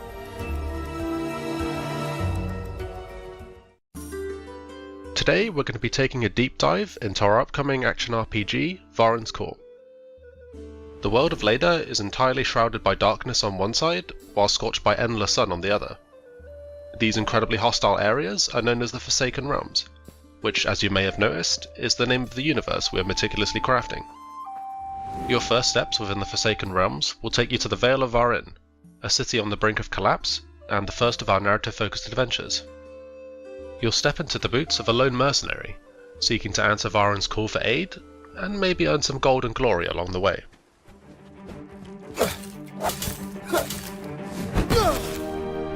It's clear that Varen needs a hero, and every hero needs a way to slay the countless fantastical beasts they'll encounter. Varen's Call aims to cater to a wide range of playstyles, offering you the freedom to combat the unknown in a variety of ways. Whether you prefer to be a nimble-footed archer, flinging fireballs between arrows, or face your foes toe-to-toe as an axe-wielding whirlwind of death, the choice is yours. The game's classless system means you're never locked into playing a specific way. You have the ability to adapt, alter, or completely switch playstyles midway through your adventure. Unlock and spend perk points to obtain new skills and abilities, and level up your mercenary's core stats by gaining character experience. Hidden chests throughout the world will reward you with a range of weapons, armor, and unique trinkets, some providing unique effects to help you gain an edge in your next combat encounter. The local hamlet of South Vale acts as a hub, a safe space that provides various amenities for you to further develop your character. Use the forge to upgrade the weapons and armor you find throughout the world, and the dismantling bench to deconstruct items for materials. The spell crafting table can be used to increase the power of your magic. Everything from an area of effect freeze attack that stops the enemy in their tracks, to ripping up the ground from underneath their feet with destructive force. Use the trap making bench to upgrade and unlock new traps and gadgets. A nice complement to your arsenal, allowing you the opportunity to catch your enemies off guard. And finally, the alchemy cauldron. This can be used to custom brew a multitude of mixtures, from replenishing health and restoring stamina to curing yourself of nasty status effects. These concoctions are sure to aid you on your journey. Okay, great. So you've equipped that shiny new helmet, purchased that slightly overpriced magic spell you always had your eyes on, and upgraded that new polybuster barrel to the volatile variant that has even more boom. You're ready to get back into the fight, but maybe you want a change of pace. Yes, you're supposed to be the hero and save the city, but heroes need breaks too.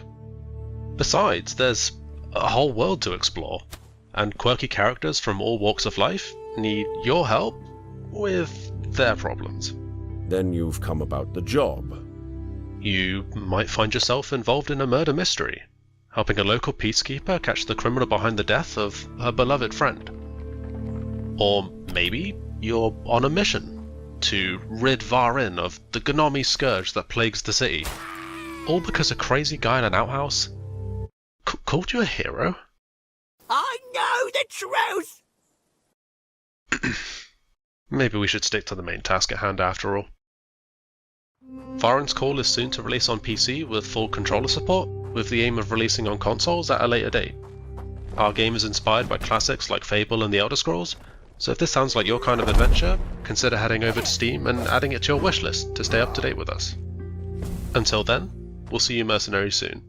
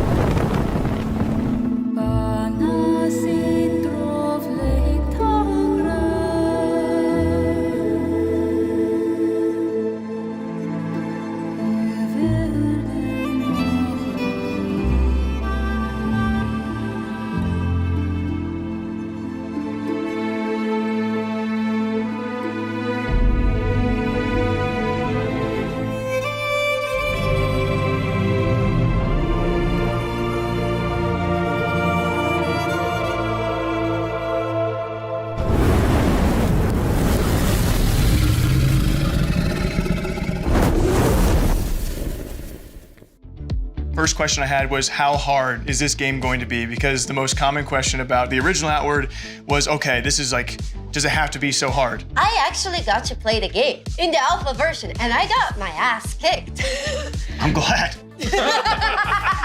Deserved.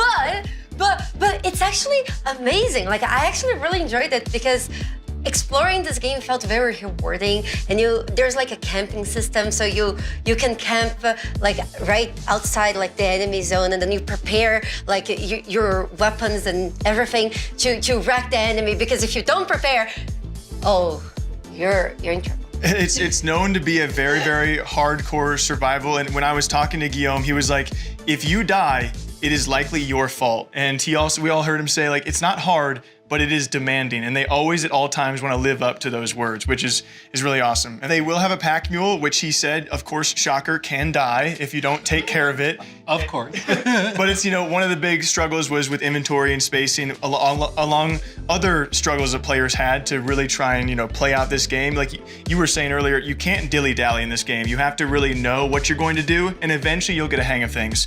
But another big one was dual wielding. So you can dual wield, he says, anything in the game. You can even double shield it up, which he says is not recommended. You can attack with the shield, it's super close. He really loves to stress all of these niche things. Yeah, there's a lot of like you can sprain your ankle, you can perforate a lung. Trauma. She has clearly sprained. You can sprain her. I also got brain damage. You can have a concussion. It will all impact you, and all of these ailments like take different lengths of time to recover from. I got a concussion in game as well. It was really tough. As well. What were you doing? What were you doing out of game? It was it was just kind of like a play on, because whenever I told people I got a concussion, brain damage in game, a lot of people in my chat was like in game.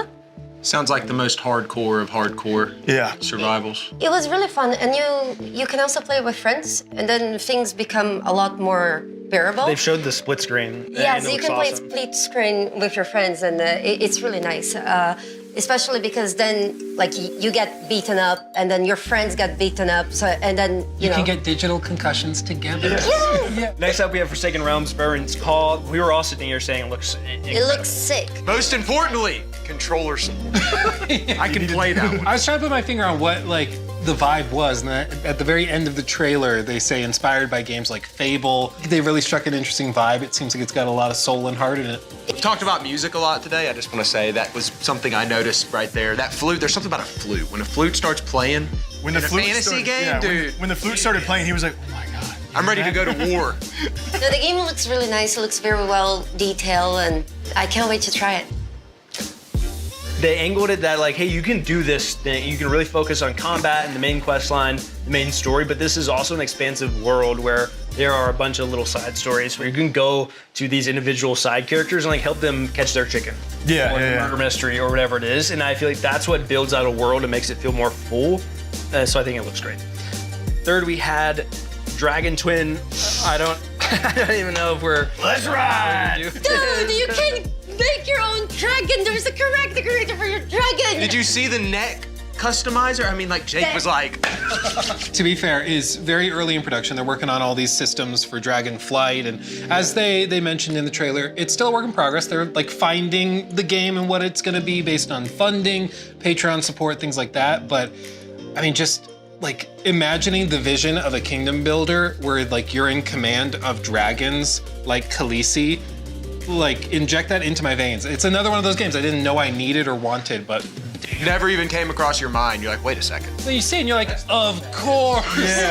Of course I need that. You know? I can't wait to see how it progresses because it already looks amazing. But they left the combat pretty open-ended. Like we saw some battle scenes, we saw some light with other dragons maybe fighting, and how that's gonna come into play, I'm really curious The movement, I mean, you're gonna get some battlefield pilots. It's so cinematic. The cinematic shots you're gonna get with that dragon is gonna be crazy.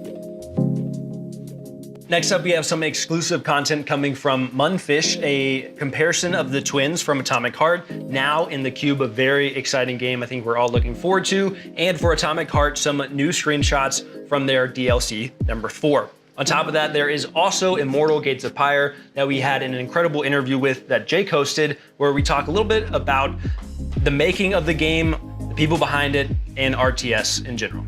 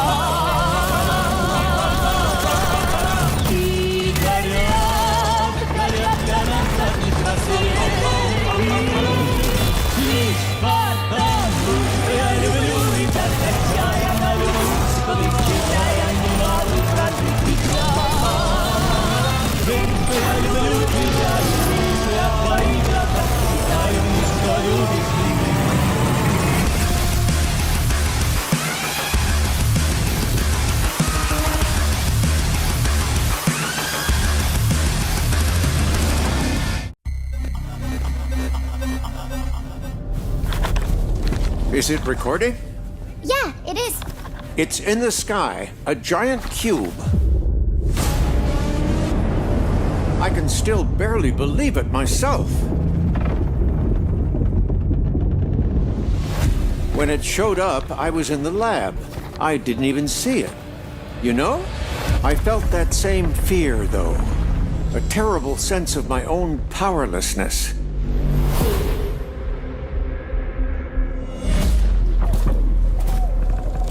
How did the whole of humanity miss it? And did we actually miss it? What if the cube didn't appear, but revealed itself? What if it was always there, and we've only just started to see it?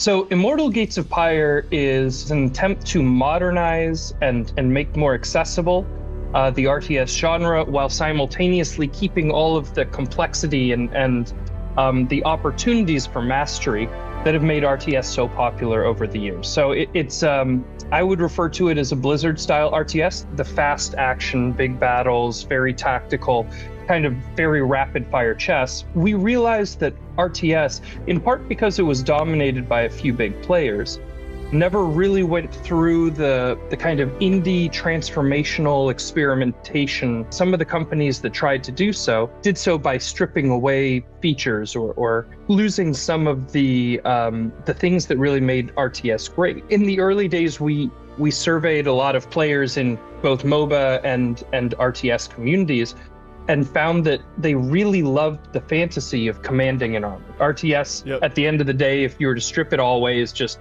you're commanding an army, another guy's commanding an army in real time. Yeah. Right? Because you get individual unit control, it can be very overwhelming. And because you're also building those units, because you're building a base, because you're having to do so much macroing along with the microing simultaneously, that for most players, it just gets overwhelming and complicated. And so we worked through it kind of line by line, trying to figure out what are the rote tasks, what are the things that players are required to do that are not really decisions, that are more just chores, right? And how do we make more and more of the complexity in the game, but optional, opt-in? We refer to it as opt-in complexity. And then simultaneously, how do we create a world and experiences and game modes that people want to be a part of? We want to take this genre and show people this genre isn't dead. People want this fantasy, they want this experience.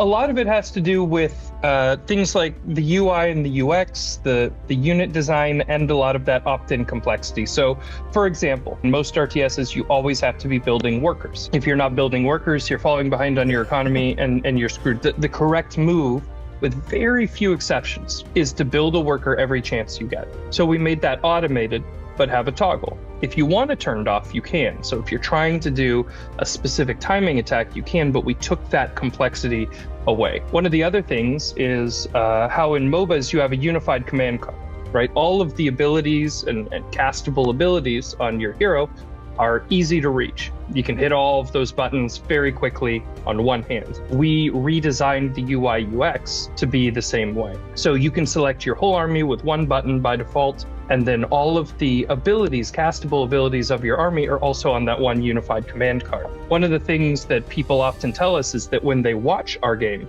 it looks like an RTS, but when they play it, it almost plays more like a MOBA in terms of how they're commanding their army. Our early idea was if we bring the top, 10 modders within generally the strategy gaming space, if we bring them all together and we say, if we were to come together and build a game that truly is the next generation of RTS, what does it look like? And that's what we set out to do. The 1v1 or 2v2 PvP experiences, they're similar to a StarCraft or a StarCraft 2. Maps, we did redesign the maps and we redesigned the mechanics in a way that 2v2 is actually really, really fun. It's a core support gameplay mode. And players, including pro players, have actually really enjoyed doing 2v2 tournaments. But the ultimate goal is to destroy the enemy's town centers. And so it's kind of a tactical back and forth with counters and strategic snipings and using immortal abilities in clever ways. So it's great for mastery and laddering and skill gain. Ultimately, or at least the goal, is to have other PvP modes that are more casual or more playful, kind of some chaos modes, auto battler modes, things like that, where if you just have 10 minutes and you want to have a beer while doing it, and you want to do something that's a bit strategic, but you don't want to get that sweaty, we want to have those experiences too. That's a big part of the target market that we're looking at, is people that like to be challenged mentally, but don't necessarily want to try to do the crazy APM and don't want to get too invested in the competition. We want to do a full grand campaign. The inspiration for how we kind of want, or how we see the ideal campaign, if we can build it, is very similar to Dark Crusade. It's a grand campaign. You can be kind of any of these different factions and conquering territory and building new and unique stories. One of the better trailers that I think we all saw back around SGF last year. Not a new trailer that we're showing with this. Of course, the twin comparison is new, which is very cool to see the twins for the first time in this universe, if you like Atomic Heart. But the trailer itself for the Cube, nothing new. The potential for that game is like unmatched. It is a They're crazy so concept. good at cinematics, and also just like the concept of playing a game like that with the map constantly changing, the biomes changing. It like breaks my brain to think about, but in a fun way. I think. Like different terrains, different weather. Yeah. They show that sliding clip where she's sliding, and then as the cube is apparently rotating, we don't know how that mechanic even works with the Well, I'm map. assuming you can fall off. Like if you fall You would off the think, map, right? you just like that's. I'm sure you're Or get dead. crushed. And by, they've like, taken rocks, so you many know? gameplay mechanics already we saw from that short trailer. You saw wall running, you saw just like traditional gunplay. The other cool part to me is that it is set in a universe that people have already been a part of somehow. The world of Atomic Heart's very interesting. Can you explain it a little bit? It's kind of like it is Soviet Russia in an alternate timeline where they've mastered robotics, but then there's like evil robots. And in terms of vibe, it's kind of like Soviet Bioshock. And Yeah, it's a vibe. that's a good way to put it. And what's interesting is that from the original game Atomic Heart, one of the primary things people loved about it were like the boss fights and then like the outdoor environments and the art direction. And that is just the cube. And then they're adding in this multiplayer component as well with like, it seems like PvE elements with bosses that you'll fight against together as the cube rotates.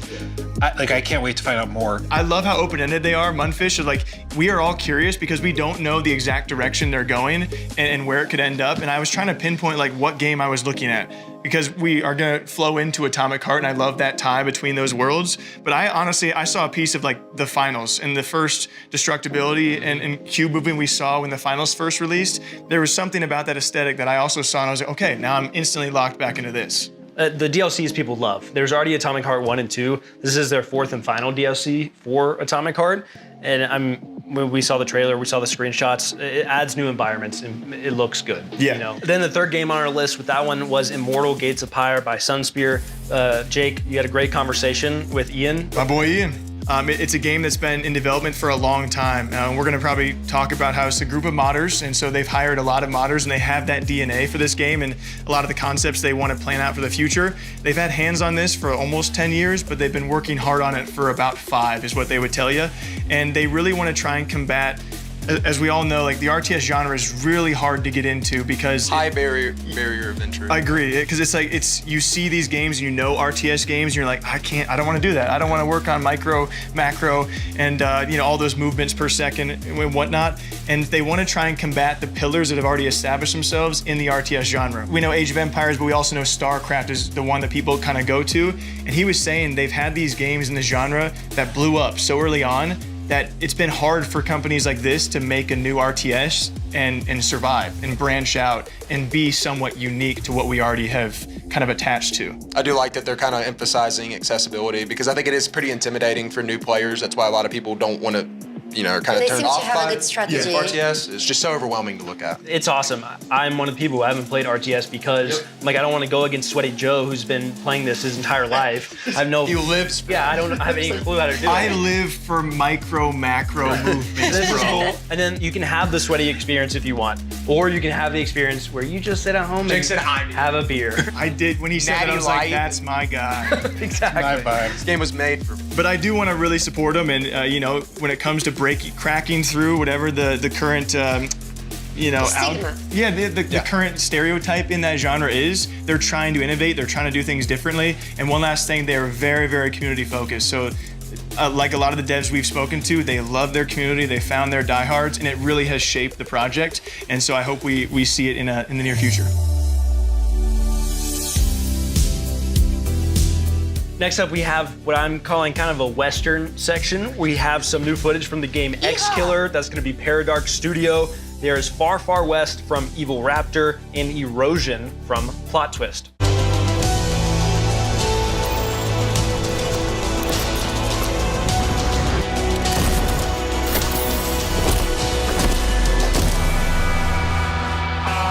Welcome to the world of X-Killer. We are Kasia and Amadeus, the creators of the game. And this is Gameplay Overview. Execular is a first-person action-adventure game that encourages exploration, rewards curiosity, and never holds your hand. You play as Denzel Phoenix, an Execular, a corporate bounty hunter. Execulars hunt down fugitives and reclaim souls from those who try to escape the system. One of the game's main hubs is the Tower, a massive fortress city ruled by the Helion Corporation. This is where you accept contracts, upgrade your gear, and prepare for missions. Job well done, contract fulfilled. The game is structured in chapters, and almost everyone begins and ends in the Tower. Outside the tower lies a harsh, scorched desert. You travel through it in a heavily modified car designed to protect you from extreme conditions such as heat and radiation. Inside the vehicle, you have access to your computer, storage, and a working radio.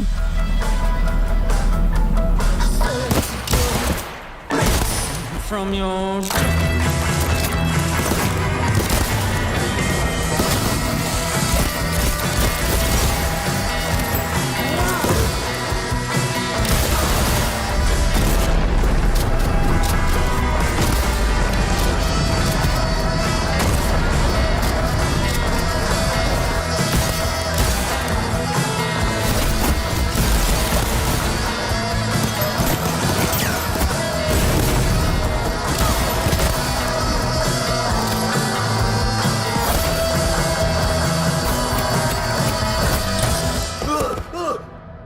Survival is a core part of the experience. Inventory space is limited, and every item matters, forcing players to make careful decisions about what to carry and what to leave behind. Helion's high-tech systems allow you to hack devices, pick locks, and access restricted areas. Your cybernetic implants help you uncover hidden elements and investigate the environment.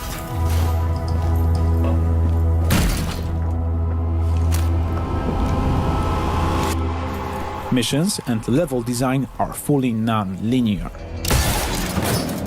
There's no single way to complete a contract. Stealth, dialogue, and combat are all valid approaches and can be freely combined. In Execular, every decision matters. What's it gonna be? Plata or muerte?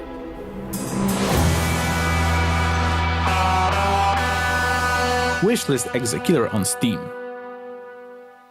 Hi everyone, Robert here from Fireshine Games. I am the Senior Product Manager for Far Far West, developed by the incredible 6-person team at Evil Raptor. Far Far West is a 1-to-4 player co-op PvE first-person shooter where you play as robot cowboys in a weird western world. Work together to kill bosses, collect bounties, and cleanse the lands of the evil enemy invaders. Today, I'm going to talk you through a short, single-round session of Far Far West. Here, we're exploring the Far Far West hometown, an evolving space where you can upgrade your weapons, spells, and character. Once the team is geared up and ready to go, we can pick the bounty we want to hunt and drop into the game.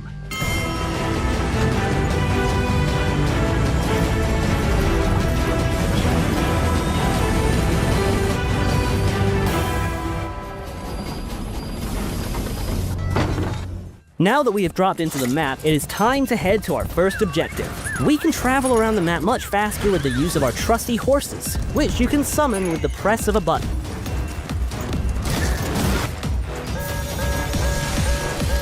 When fighting enemies, I can use different firearms and a variety of spells to do damage or heal myself and teammates. Spells and guns can also be comboed together to make their effects more powerful, spread their damage further, or even create new spells. To summon this boss, we need to do the obvious. Launch a nuke at its nest. So let's get this rocket loaded with explosives and shoot it into the sky. When playing co-op, you have to work together as a team to complete the objectives and defend yourself from enemy attacks. Right now, we're throwing sticks of dynamite to my teammate for him to put in the rocket. of which he is actually only catching a few. While carrying out objectives, you will attract the attention of the enemy hordes, who will try and stop you. Now we have the rocket all powered up, let's launch it at the boss nest to really make it angry. This bounty is far from over. Now we have to take the beast down. Let's summon the boss and get this party started.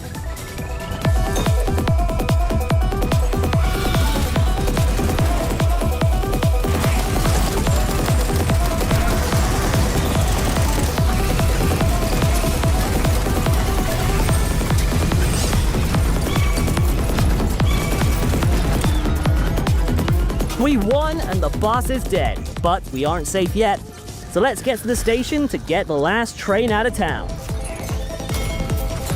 When the train is called, we have to stay alive for its arrival, which is easier said than done when the whole of the far west wants you dead. We made it out alive.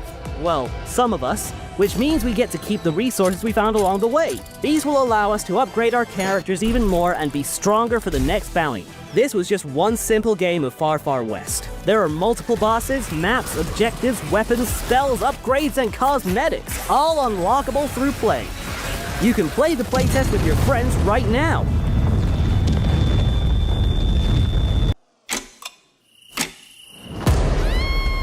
As a parent, you've got one job.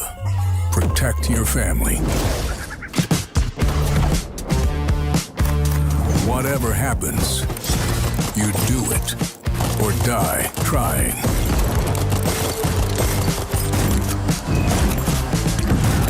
But even if you kick the bucket, you don't stay dead for long.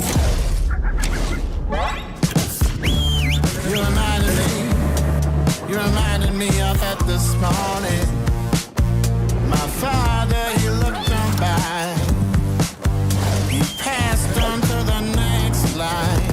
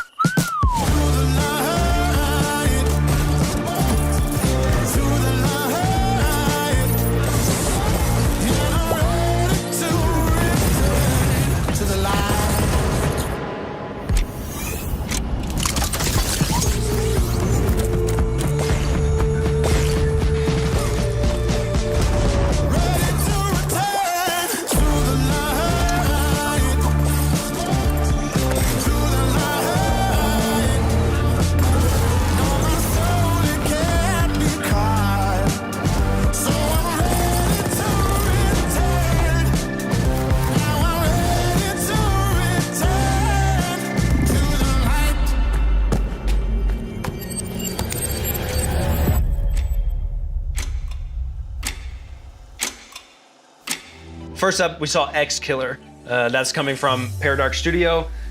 It's kind of, I mean, the vibes look great to me.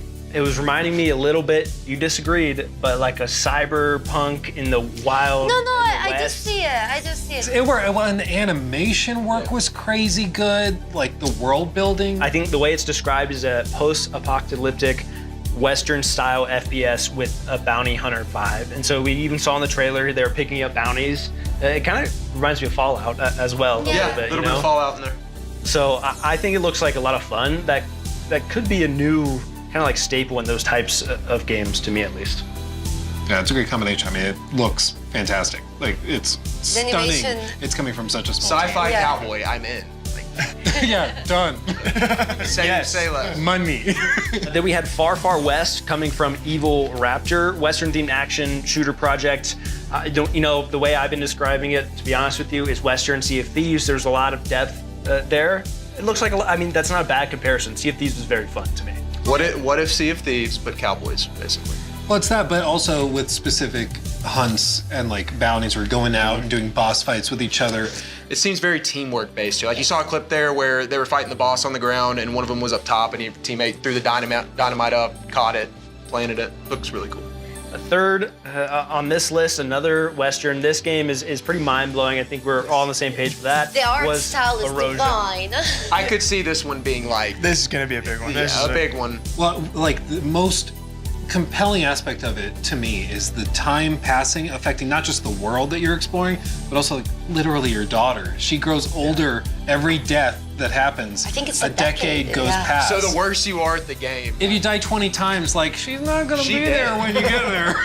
You're gonna be talking to a gravestone. But it's just a very captivating art style, like you It's also mentioned. open world. Open world roguelike. Yes. We're gonna have people that are gonna want to go deathless runs of this. I hope that maybe there's a glimpse of hope of like if you have a deathless run or maybe a one. That's death like run, the true ending or something. There's a happy ending, but I imagine that most other endings are not gonna be so happy, or at least a bit sadder. Exciting stuff. Yeah, It looks exciting. really good. We're gonna see a lot from that game. For sure. Next up, we have a very exciting section for people who like competitive games, shooter games. We have an awesome interview that Jake did with the executive producer of the Division franchise. We also have Alpha Response, a game coming from the original creator of Counter-Strike, Min Lee, or Gooseman, whatever you know him as, Last Man Sitting from Pixel Pizza, and Sand Raiders of Sophie by Holygriff.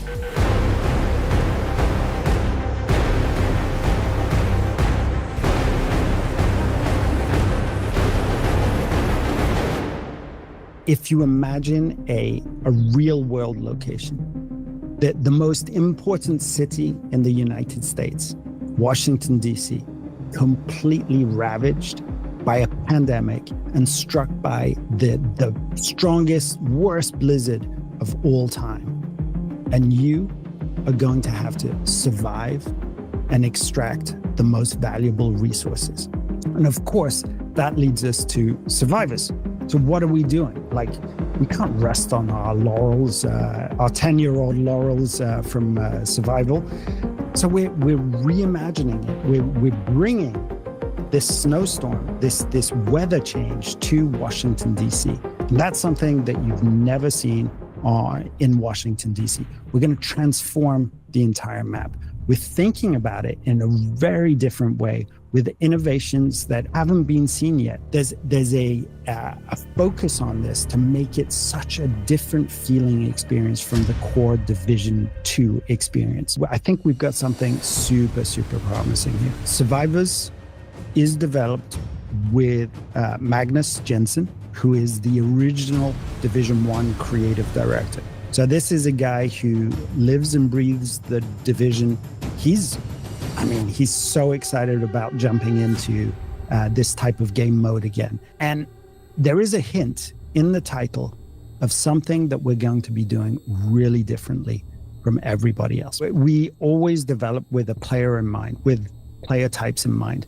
And I think here we have to acknowledge that the Division 2 has a large player base of passionate gamers. And one of the things that we want to do is really lean into the sort of comfort game of the Division 2. People are happy to jump in, know their way around the controller, know their way around the map. They know how to play this game. So we're going to take that and subvert it a little bit and change the map and make sure that the weather has an impact on you, which it doesn't have in Division 2. So there are lots of little things that we're doing to surprise our core audience. Veteran players, they're going to be surprised. All of these locations that they know by heart, they're going to be transformed. So the Division 3 is in production, right? This is not a secret. It's been announced. It's shaping up to be a monster. I can't really say anything more than that, but this is within these walls in Massive. We are working extremely hard on something that I think will be as big an impact as Division 1 was. There's a team in Paris working on this, and they're putting the final touches on a mobile execution of the promise of Division 1. So, Division 1, New York, pandemic strikes, take back New York. This is a brand new story with mechanics that are really fine-tuned to a mobile phone. Graphically, This looks like a PS5. You may have seen the adverts for it. It looks phenomenal, really, really good. It plays really good. And it has a few innovations. You know, the Dark Zone, this area of atypical PvP. It was an area where, much like other games today, popular games today, you could walk around, you could hear gunshots, go over there, there'd be another agent. You'd approach cautiously, feel each other out and decide whether to partner or to actually engage in PvP. The whole of the Resurgence map is friendly to other agents. So you'll hear gunshots on a corner. You won't need to be in the Dark Zone. It could be anywhere and you can group with those people. So PvP is off by default, but being able to group up and to see other agents in the streets, that's never been done in a Division game before, let alone a mobile game.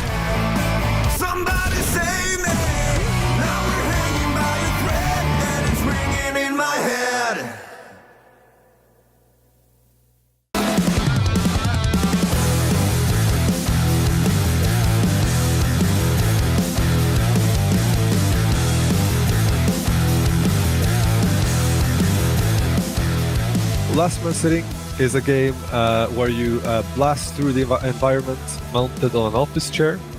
So you're always on an office chair, and you also have a freaking gun. So movement-wise, it sort of feels a bit like you're skating, but it's also most definitely a shooter. And you guys also described the game as a battle royale. So does it lean BR? Is it more shooter? Is it a mix of both? How's that go? So many years ago, during early like prototypes of the game, it was a battle royale game. and it sort of went viral and got like a lot of followings based on some short videos of the game. But then as we developed the game more, we found that we wanted to gravitate away from that a bit. So we saw some limitations with the Battle Royale gameplay. Eventually the game became more of a 4-player chaotic PvP shooter, more like a shooter version of Super Smash Bros., which is like one of our favorite games at the office. There's different maps, there's different modes also. We worked on the PvP mode. We also made a PvE mode, which is more like maybe best compared to Swarm survival games. So it's more like a lightly narrated story where you go up against your manager and you go up in the floors of an office building. You have to survive for a certain amount of time. There's more and more enemies coming that become more numerous and more ridiculous as time goes by. There's mini bosses, there's main bosses, and you level up, you get power-ups. And this is where you can get even more power-ups when playing the PvE game mode. So that's when it gets really ridiculous. Okay. Then you can unlock, of course, new weapons, new characters, new abilities. You can upgrade your chair, so you can. That was one of my questions. So we looked a lot at this early 2000s aesthetic, which we thought was really cool. Especially when we started designing the user interface, we felt what if the whole user interface just felt like Windows Millennium Edition or Windows XP, and you have that those little square windows, and you have the font that we all remember. So eventually the game sort of became more of this 2000s nostalgia type game. We also have a lot of Counter-Strike players at the office. So that's definitely something that I think has had its imprint on the game as well. Imagine it's 2002 and you're listening to punk music and you're playing on your Windows XP computer. That's sort of the feeling that we want the game to have.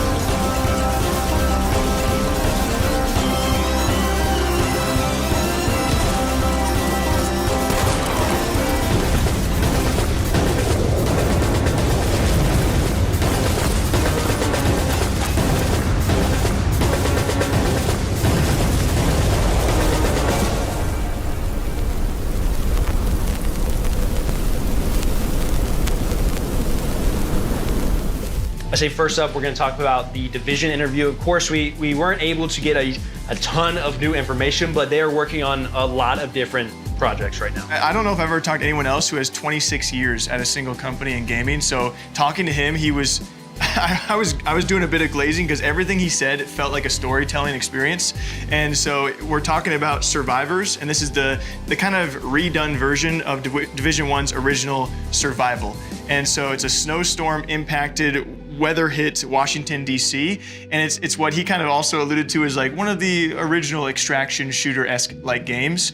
But yeah, you have to fight for survival out and weather the elements. He says it's really, really shaping up. And also original players of Survival are going to experience, he couldn't tell me everything, but they're going to get to experience, remastered things and things that are updated from the original that they did want, but he couldn't tell me too much as to what it was, besides that it's really shaping up and it's really interesting. And both newcoming players, you don't have to play Division or Division 2 to stumble across this and love it just as much. I think with the success, obviously, of games like Arc Raiders right now, you even mentioned that, it's an interesting conversation around, do you try to chase those things and copy stuff, or not even copy, but take inspiration from it, or are you having to come up with your own ideas that you've been working on for 10 years or however long? It's just interesting how they've been working on this for a long time, and now there's a mega popular game in the same exact vein. Yeah, and he said it a lot more eloquently than I can ever represent it as, but you know, he realized it's probably a mix of things. Like a lot of other games are doing extraction shooters with certain things here, but they've also had an image of where they want to be and where they want to go for quite some time now, and now they're finally getting to breathe that into existence slowly. They also talked a little bit about Division 3, which when I say a little bit, I mean like a little bit. He gave me a quote. He gave me a quote. He gave me a quote. Julian said this. He said, "It's shaping up to be a monster." And I said, I'm gonna clip that, Julian. Thank you very much. I would say a highly anticipated game that they can't share a lot about, but we were excited just to hear that it's a monster as much as people love these other games. Next up, we had Alpha Response coming from Min Lee. For anyone who doesn't know Min Lee, the original creator of Counter-Strike, I love this guy. We've had the chance to meet him on a couple occasions, also sit down and talk with him. He went to his first Counter-Strike major this past year. It was an incredibly rare experience to see like such a notorious dev get to see what his game has truly become, and he was there since the very beginning, and then to see like an esport develop out of it was crazy.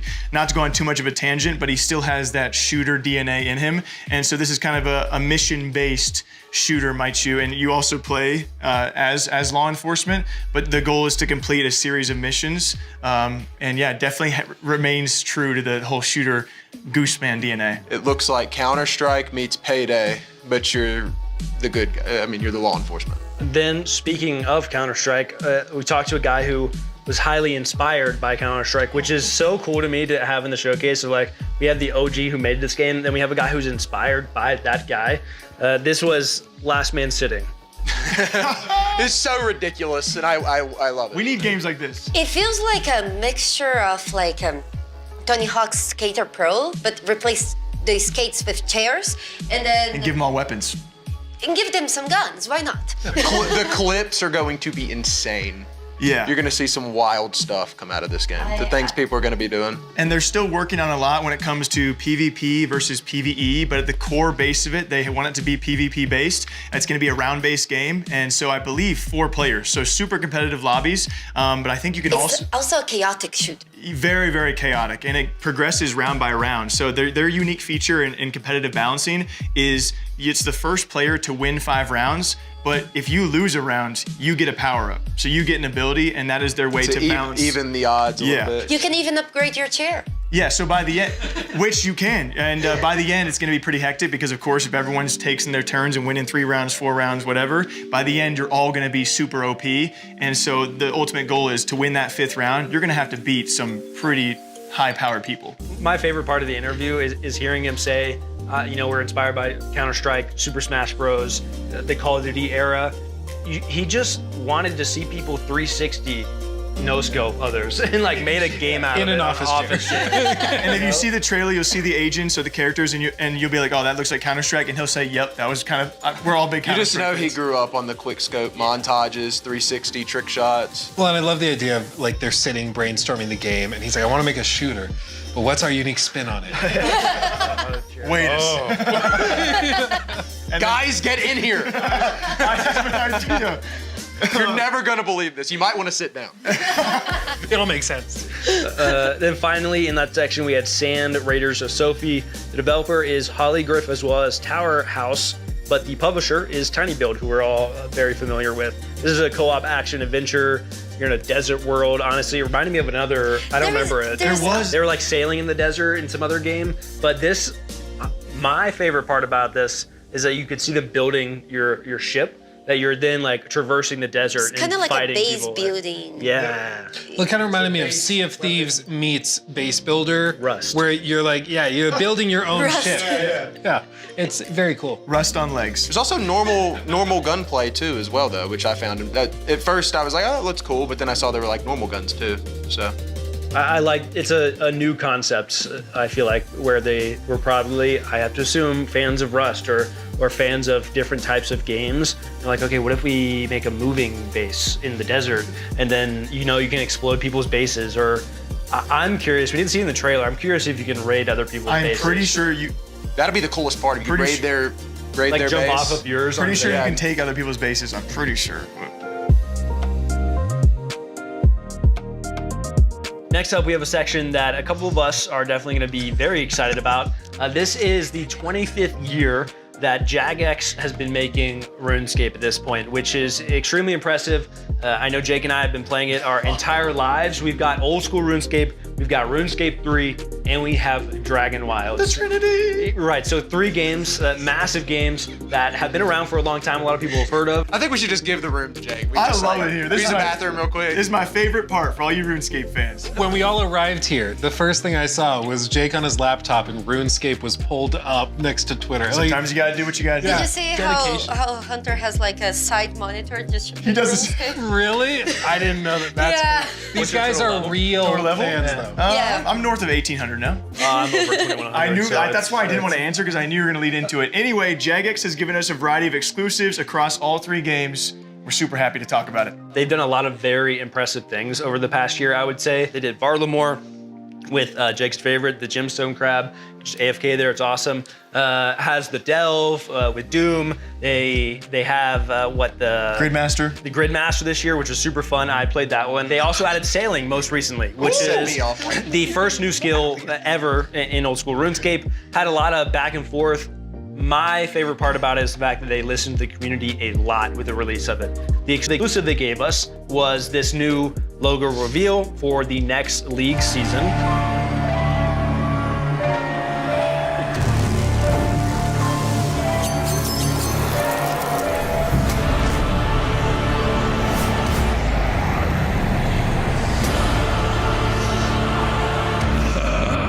So that was League 6 Demonic Packs. We don't know much more past that. Obviously, Leagues is a lot of fun and probably the most engaging time periods of RuneScape. I think you see player peaks every time. So I imagine a lot of those WoW players are gonna come back and be a part of that.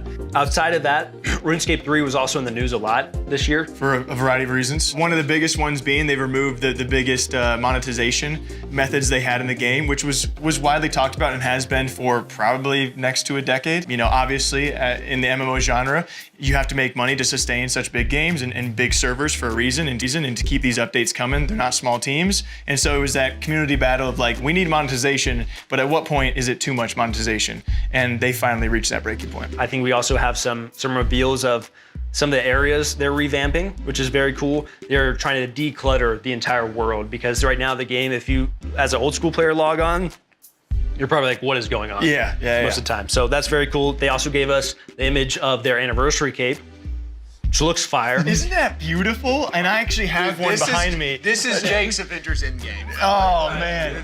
And then finally, we also had Dragon Wilds, which is a game that we are very excited about. Another incredible game. We are big fans of those types of games. Valheim, we spent a ton of time on. So when RuneScape announced this, we were super stoked personally and played it. They're in early access, but they talk a lot about their 1.0 release and everything that's coming. For those unaware, Dragon Wilds is the survival game inspired by RuneScape. And so being a big survival game guy and my love for RuneScape, it was kind of the mixing of both worlds. So Dragon Wilds was always gonna be a big thing for me. And as you said, it is early access, still developing. They are aiming for that full release though.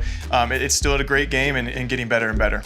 If you like games like Valheim or Enshrouded, I would say this is the kind of game 100%. You would like to play because it's just like that. You can spend a ton of time building your house and making it better and better. And then they're also adding iconic RuneScape things. Again, we talked about that with like the cube.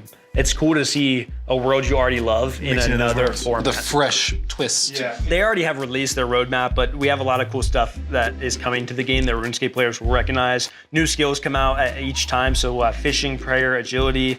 You're gonna get mithril armor, rune armor coming out. There's 3 new regions next year coming with the 1.0 update like over time. And then we got the first look at Dowden Reach, which is their next region. You're gonna recognize these Black Knights, which look a lot scarier than from, he's not gonna make it from RuneScape. If this is the Black Knight's fortress, it looks absolutely incredible. Incredible. You think it's gonna be a lot of fun. Right. I don't know if I'm gonna continue after this segment. You guys have heard me and Jake talk way too much about this. We also have a message from a couple of creators that you might recognize from the RuneScape community. RuneScape and Jagex has just turned 25 years old. And the recent year has actually been incredible. And what is to come over the course of 2026 and beyond is something that, as a player myself of RuneScape for 23 years, I am so excited. I mean, I think the game right now, old school RuneScape, is in the best place it's ever been. But Jagex as a company is turning into potentially being the best they have ever actually been. In 2025, over old school RuneScape, we didn't just have many different pieces of content, such as Sailing, Varlamar, Royal Titans, a duo boss that came to the game. We actually also hit an all-time high player count since the game actually released over a decade ago. That is crazy. It's absolutely incredible. But that is not the end. We still have 2026 to come, and the things that are coming in 2026 are going to be crazy. We have the Blood Moon Rises. We'll be getting more info at the Winter Summit. The finale, potentially, of the Mauritania questline. But personally, the thing that I am the second most excited for, behind Raids 4. Now, Raids 4, I know nothing about right now, so I can't really say much, but that is the thing I am the most excited for and have been the most excited for years to come, as of right now. And if that is not everything, we have League 6. And I know one thing about League 6, and that is League 6, demonic pacts. All I can say, that's all I know right now. But League 6 will be coming most likely in Q4 of 2026. Can't fact check that, I do not know. But that means League 6 may contain Blood Moon Rises and Raids 4 inside of whatever League 6 is going to be, and that is going to be incredible. As for RuneScape 3, I'm not a huge player or ambassador of RuneScape 3. I am more on the old school side, but there is a massive update that occurred earlier on that I was able to get behind, and so did all of the old school RuneScape community and basically anybody inside the community. And that was the removal of a microtransaction called Treasure Hunter. And finally, RuneScape Dragon Wilds. I played it when it first came out with Ashenvale, I believe it was called. And in the most recent expansion, Fell Hollow, I recently have played that one as well, and I have completed it. And Dragon Wilds is a game where it's not even fully released. But when I say that, 2026, Dragon Wilds will be fully released to everybody, completely done. But you can play it now. You will only just get the first 2 expansions. And the first 2 expansions as a standalone game is incredible. I cannot wait to see the expansion to the entire thing when we get the entire world, the entire universe of what's going on there. So far, the gameplay is incredible. Whoever's working behind that team, honestly, I feel Dragon Wilds, when it's released later this year, I don't know when, again, it's going to be a masterpiece when it's fully done, when you can start a new character, go through Ashenvale, go through Fell Hollow, and then go through the next 3rd, the 4th, the 5th, the 6th, whatever level of different realms there's going to be. But you can still play it now, early, and you can play the expansions as they release. Right now, we have Ashenvale, we have Fell Hollow, and we will be getting another expansion fairly soon into 2026, and that will be the release of the Mithril, and I think the Fishing Skill. Honestly, Jagex, 25-year anniversary, the game, the company, everything, it's looking good, and I'm very, very excited for the future. And if you guys haven't yet, make sure to go play RuneScape, one of the greatest games of all time. Next up, we have a group of 4 games, that being Darklight Survivor coming from Mirai & Co., Tape 101 coming from Serversa, and Unawake from Reality Art Studio, Nested Lands from 1M Bits Horde.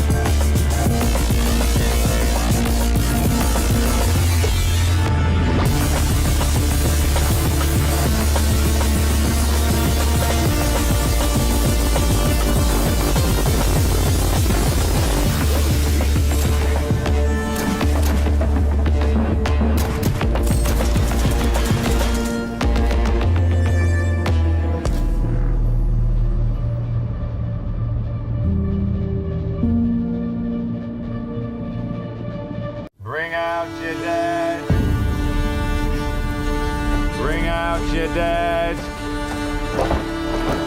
Bring out your dead.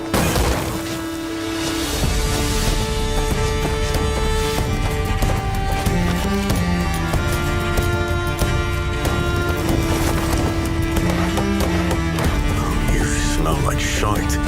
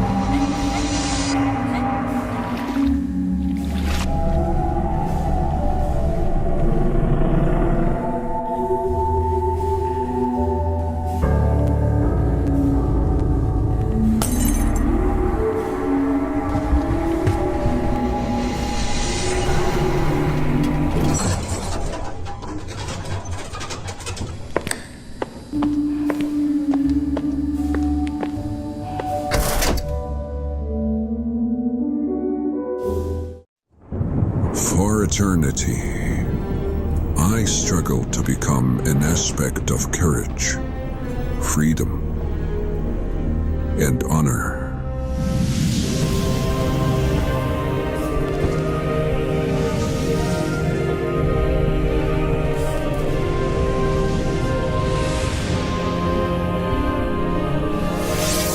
So much for the glory of angels.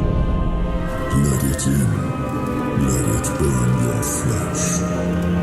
Let it burn your soul.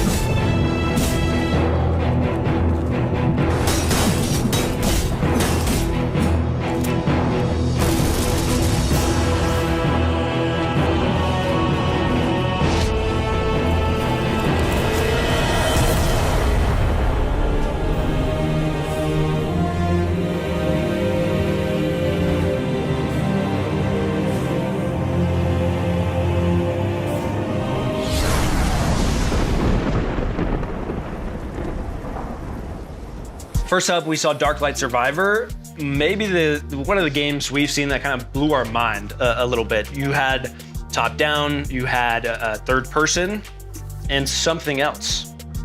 Oh, the instantaneous switch, of course, between top-down and third person, but then the pixel art, being able to instantaneously adapt to. That's it's insane. really, really sick. Yeah, combining both those features, because you said it and I was like, wait, is that what it's doing? I had to. Yeah, you consider like just toggle it. That's such a crazy. My understanding. Such a crazy feature. So it's a game like a roguelike game. Yeah. And a little bit kind of like Vampire Survivors in the style of Megabunk. So you can either have the top-down view, first-person view, whatever you prefer, and you swap all the time. Sick. I think it's interesting to think about the strategy element of that probably that comes into play, like when you're fighting certain things. Maybe some bosses. Maybe if you're it's seeing a useful boss to Because set on up. the surface, it seems like it's just like it's a personal preference thing, but it might actually have its place in like the gameplay loop. Like if you're in a certain situation, I should go top down. Or maybe real quick. depending the skill that you use. Yeah, because you may think that it's just like a gimmick for a different viewpoint or filter or whatever, but the idea that you could use it tactically as a gameplay mechanic too is really cool. Aiming for early access in late Q1 of 2026. They already have a demo out that a lot of people have played, and we've said this a lot of times. One of my favorite parts about these devs already is that they have listened to their players who have played the demo. They made it a point to tell us, like, we've made 6 patches in the demo based on player feedback, and I think that's super important, especially for a game that looks as good as this, because it can be a lot of fun. You know, roguelike survival with mechanics we've never seen before, as far as I'm aware, so it should be fun. Next up, we had Tape 101, a game that's probably too scary for Jake to play. If I had to, I had to literally cradle him while we were watching that. I thought he was gonna. All of these cry. things are true. Yeah, you guys know me so well. What I appreciated about it is it's not a jump scare game. Yeah, they've stressed they don't want to do jump scares. It's specifically psychological, mind melty, unnerving horror. You will not have jump scares, but you have nightmares. You know, the thing is, that sounds like something that a developer of a game that has jump scares in it would say. Yeah. You know what I'm saying? Like, there's no jump scares. Yeah, there's. You said they sound like my chat anytime I play a scary game. But no, I feel like you just have trust issues because of unresolved problems. You're 20 hours in, that's when you're gonna finally see the jump scare, and it's gonna be one big gotcha. Honestly, I would kind of respect them for doing that. That would be awesome. I was definitely unnerved by just the music, whatever's going on in the background. They did a great job. But there's cool little twists to the backgrounds too, It kind of right? feels at times that you're also hallucinating because of like the camera. Well, angle. it's like video camera, and Yeah. you were in an RC car during certain points, like exploring it. We had nested lands as well. It's a village in survival, like village management in survival type of game, where obviously very medieval, a lot of, I mean, what was the last shot? Like throwing bodies on a fire? Yeah. Bring out your dad. I will say, I love management games. I love management games and sim games, village management sim games. Like this is right up my alley. This feels like Manor Lords meets survival. So it has a different viewpoint, and you gotta take care of not just yourself, but everyone around you. If you don't, your entire village is just gonna be. Yeah, they even show you the burning Burn, yeah. bodies. Like, yeah, sorry, you lost some of your peeps. Yep. Better make Done. better decisions. What I liked was seeing the blend of, like, obviously you're playing as this person and you have to survive, and he was like hunting stuff and like that, but I imagine you're also recruiting people for your settlement as like the king, and then you have to like choose to recruit and build out a village. Initially, it may start with you doing the micromanagement, but you eventually can assign villagers to go do the forage, go Kind of like hunting. in Power World, how your pals become your workers without a wage. Exactly. Yeah. Then finally we had Unawake, a game, a first-person action game, mixed kind of a little bit of fantasy. You're battling hordes with melee, ranged weapons. It's hack and slash. It's roguelike. Looks like kind of like a Doom Skyrim to me. I mean, honestly, the art direction was beautiful. Yeah. Like those environments, you see them, and it's just. It's very pretty. No, but something about it, I don't even know if I have a comparison. For some reason in the back of my mind, this probably won't make it. Mordor-esque, like, it just looked really good. Yeah, Mordor. Very dark version of Mordor, but light atmosphere. Yeah, that's That's like a bummer version of hell. Some notes they gave us: expected to launch early access late 2026 as well. They are designing the game to be moddable after release, which I think is really cool. People who like Path of Exile, they specifically called out it's a central skill and stat tree that is similar to Path of Exile, but more approachable. So it's not going to break expect a skill forest instead of a skill tree. Skill force, lots of complexity, lots of interlocking skills, layers of progression. So I think a lot of it's going to be a game for people who really like their builds of things and like, okay, how can I specialize in this? Oh, dude, I'm doing this all day. Just Did you know that Do that for me one more time. Just show me the and then the double sword grab they were doing. And the fact it's moddable, I would love to see the direction that goes. Yeah. Oh, yeah. Well, there's so much potential. You could have modders come in, do additional levels, boss fights, romance. Unironically, you could add that if you want it. Like, lots of potential. I think the world is too dark for that stuff. Well, with that attitude, yeah. But maybe with romance, it wouldn't be so dark. Love can exist anywhere. A mod could brighten the world up a little bit. Next up, we have a very exciting segment where we actually got to sit down with the executive producer over all of the Warhammer 40K series, as I understand it, Anatoly Shestov.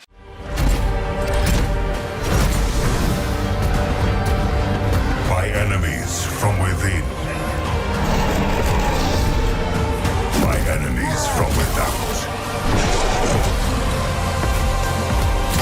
By enemies from beyond. Imagine you're playing inside Warhammer universe by the guys who can't use the army, who need to find this particular person in charge of bad things to make Imperium stand for one more day before grumbling to dust. That's basically how I would describe it. Just imagine the true Warhammerish stories where no choices are good, but you don't have an option to go away. You need to get your hands dirty, and it's just a matter of how precisely you will achieve this. One of the most significant changes that any player would experience compared to the Rogue Trader would be more stakes, more value in a surrounding, in any environment that you're playing with. The covers, the line of sights, we read how they are calculated, how they are working, and how much benefit they providing to the party. So it's basically would be more playing around the environment. We abandon the step-up mechanics. So if you're ending your turn behind some wall, you are behind some wall. There won't be one circle around you that allows you to step up of this cover and to shoot at anything. So the place where you start your turn, the place where you're ending your turn would be more significant. Other thing is role-playing model. There are way more roles being made inside the combat. Lots of the things making you roll something, lots of the things make your opponents roll something. So it's not just your weapon skill or ballistic skill, it's way more significant influence of the role-playing choices that you've made previously. Almost all of the combats in the game will have alternative ways to finish them, not just killing all of your enemies. We are allowing player to target specific parts of the body of the enemies, and by doing this we're allowing to make your opponent lose an option to move or lose an option to use abilities. There are different ways how you can tactically approach your desire, your design of how to proceed with the combat. And of course there is a whole new subsystem that came on a change of the momentum. This is a morale system. Momentum was a party based, and you spend it to activate some heroic moments of your companions. For the Dark Heresy, we feel it need to be more intimate, more personal, and not just for your party. We are not just telling a story through the environment or the words of in the dialogue. No, we're actually making cases. We're actually making the culprits. We're actually collecting and interpreting evidence and discussing them with your retinue and analyzing them and making conclusions. There are some other mighty forces inside the scintilla because you're not playing in a vacuum and you need to struggle for power.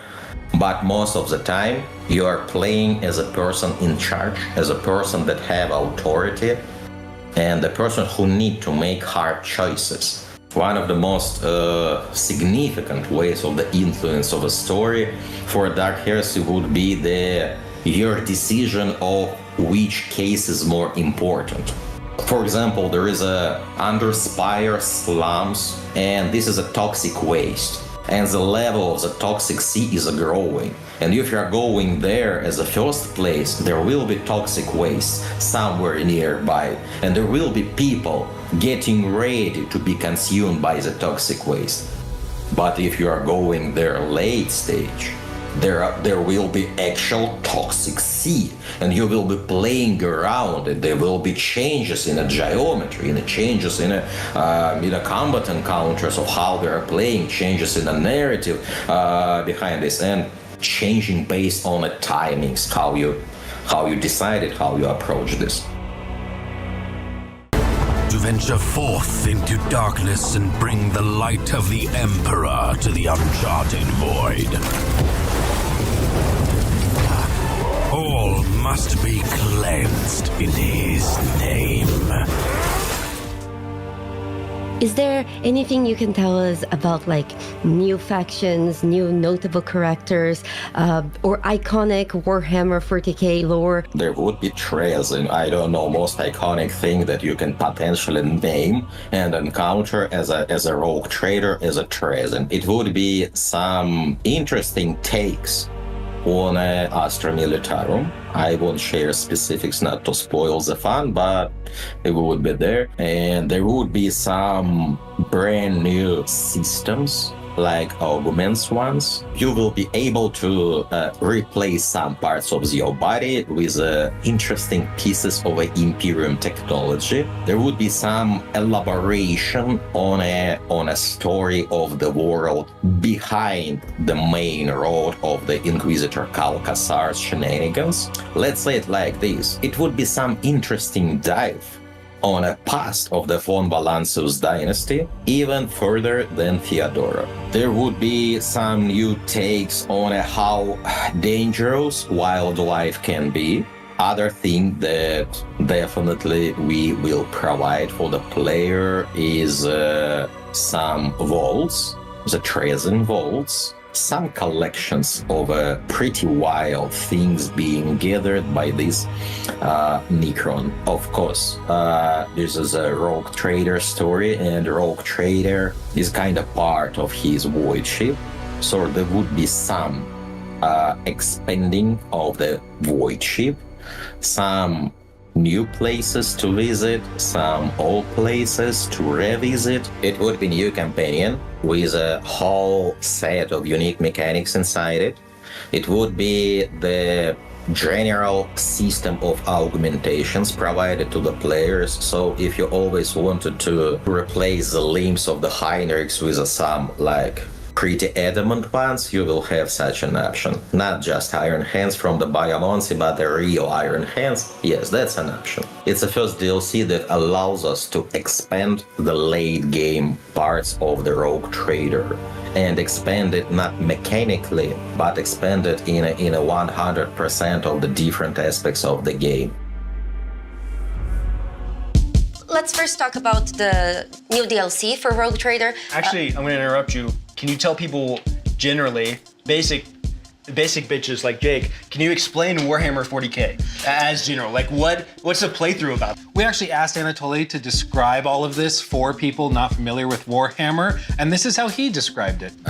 Imagine you're playing inside Warhammer universe by the guys who can't use the army, to need to find this particular person in charge of bad things, to make Imperium stand for one more day before grumbling to dust.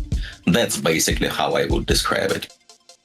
There's a new companion, and there's also, this companion has unique mechanics, and they're also doing things like new environments. They're revisiting previous environments and then overhauling them. They're altering and they're changing, not to get too specific, but they're changing things about the late game to extend that roadway. This DLC alone offers 12 to 15 hours of additional content. Like, there's a lot of meat on the bone. So I'm very happy. I was extremely happy when he said that, yes, this game is going to be fully voice acted. And I'm really excited because it helps people to, have like this depth and this, to understand how the characters really feel, especially in a world that's so heavy and difficult. Dark even at times. Yes. But to be clear, Dark Heresy is not, it's not like a sequel to Rogue Trader. It's yes, a separate system. It works different mechanically. There's different things going on. But my understanding, in speaking with Anatoly, was that it's going to be a very narrative focus. That's the primary concern. Not that Rogue Trader was not a focus, but that's where a lot of the effort is going with the voiced cast throughout the entire thing and many other aspects of it. The narrative is like the central component. One of the things that I really enjoyed that he mentioned was you can target enemies' specific body parts to sever them during fight. That was the coolest part that I'd seen. So it's really nice because if they have like they're very fast, so you want to target their legs to cripple them and so on. Not only that, but you know how sometimes you get into a very awkward situation where you're crushing the combat, and there is still that one guy that, in spite of all his friends being dead in the battlefield, he's still trying his.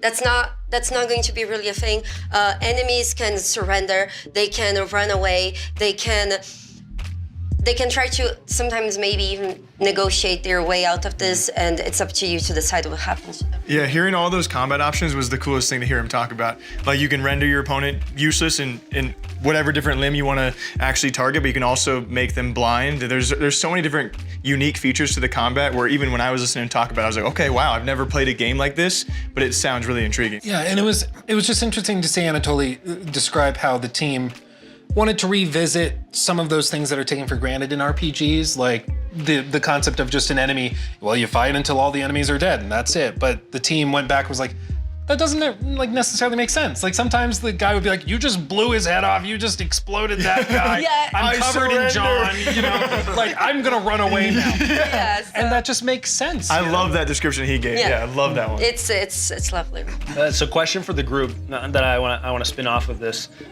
How do you play these games? Like, okay, now we know this critical system, you can blow their arm off, you can maim them, and they will surrender maybe. We know how she's gonna play it. So the choice, like... Make it as miserable as possible. Let me take one arm, and then feed him that arm while I take off the other arm. Oh, are you surrendering? I can't hear what you're saying. Too late!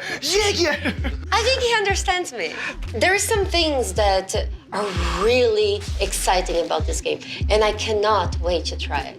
So I hope you guys are as excited as I am for this one. And I can't stress enough, Owlcat Games, they know what they're doing when it comes to CRPGs. Like, they are not to be messed with, they know what they're doing, and I think this is one to keep an eye on for sure. Next up, a few games that I would consider kind of couch co-op games that I would have fun sitting and playing with people, like at a party or with my family. This is gonna be Towerborn, coming from Stoic and Xbox Game Studios. We have Sprint City from Double Dutch Games. These are the creators of Speedrunner, and Dinch Attack, coming from Undercoders.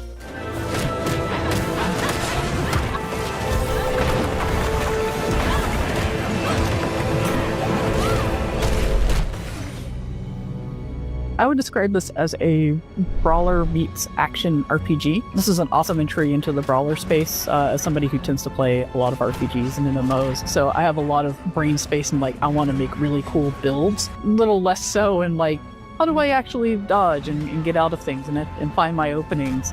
Early on, I was able to kind of compensate for that by finding nice little gear and little pieces to put together to eventually build my brawler skill set. And I find myself kind of going back and forth as we play test between like, oh, I'm finding something that's a little difficult here. Well, what can I do with my gear set in order to tweak things? Or like, is there a different skill that I should pick up for this particular encounter? And then be able to go dive right back in. The player is an ace, which is a deathless defender of humanity, which is currently sequestered away on the Belfry, which is McLaren's background over there. It's a tower that was set up for mysterious purposes, but turned out to be a pretty good haven for folks after the fall of their stronghold, the City of Numbers. The player is helping humanity as they can, getting refugees to safety, battling the beastkin that have risen and have become incredibly aggressive, while ultimately attempting to find out why did Numbers fall and what conspiracy is still brewing there. We wanted players to experience a brawler type combat inside like a Diablo style RPG gear sort of system. And so we've spent a lot of time over the last 6 months or so taking a ton of feedback from our players to really kind of hone that particular system. So players should be able to come in, pick one of the 4 classes that we have, They'll see a whole new set of skills. They'll find a whole bunch of new equipment. And the idea should be that they should feel like one of several heroes going in and just beating a bunch of like awesome monsters. We've tried to add new enemies, new lieutenants, and new bosses. I think people are gonna feel like quite the adventure as they go into the updated version of Towerborn. Stoic has always tried to be player first. When we decided to do early access for Towerborn, a lot of that was born out of we had a vision of trying to evolve the brawler into something bigger, something that hadn't really been done before. You can see other games have taken different routes. Some have taken kind of the roguelite route, some stayed into the traditional. We wanted to kind of expand it to more like the true action RPG. And in order to do that, early access was very, very important to figure out what was going to work and what wasn't. Simultaneously, we didn't want to be caught in early access limbo, right? Like, I'm sure this is the kind of things that you would love to talk about. I love to talk about them too. How do you not stay in early access for 7 years? Our intent and purpose was we need to come out of early access solid. And there is a certain point where you just collect everything. Most of the feedback that's coming in either kind of falls into an existing category. Hey, a lot of people have said this thing, maybe you might get something new, but you look at it and you're like, yes, it's new, but it's not reaching the, kind of urgency that some of these other things are. We have a good list of things now. This is kind of what the players have told us. We need to really deliver on that. And the best way we can deliver on that is just, put your head down, focus, and create an experience that I believe is worthy of coming out of early access, that people should look at that and say like, oh, okay, I see why you did it. Absolutely was worth it. I can see a clear night and day difference between what is in live right now and what I am receiving when you go into the 1.0. One of the big pieces was that folks were big fans of certain pieces of actual gear that you would earn through the game. But there was no cosmetic version of that. And so you had to make the choice of like, do I want to look good? Or do I want to look a little janky but more powerful? And so we added the ability to be able to create a cosmetic version of the gear that you earned through writs, which are earned through completing adventures. And so the idea initially with Towerborn was we just want to make a fun beat 'em up with a light story in the background. We weren't really going to lean into kind of the stoic narrative strength that we have. And we just kind of wanted to take a bit of a breather. And we expected, perhaps incorrectly, that the community would see it for what it is and be okay with it. But it turned out a lot of people were like, wait, you have something very interesting in the background here. We actually really want to know what's going on. We really would like something more clearly leading us through. And so we've spent a very significant amount of time and resource to put a narrative from the jump. And so there's an arc now. There's a primary antagonist. You will understand that antagonist. You will confront that antagonist, and there will be resolution. And so there's probably a 12 to 20-ish hour story arc now in the game that players can look forward to and feel like there's a resolution to the Towerborn.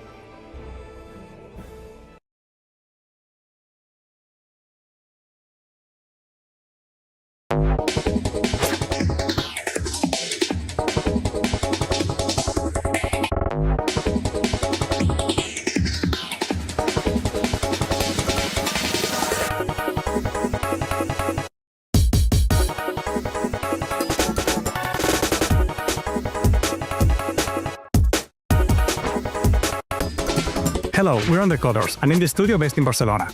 Recently, we've been focused on developing 3D platformers, but our studio is heavily influenced by arcade classics, Japanese culture, and extreme sports games. And Dems Attack is our dream project, a step forward for the studio combining everything we love.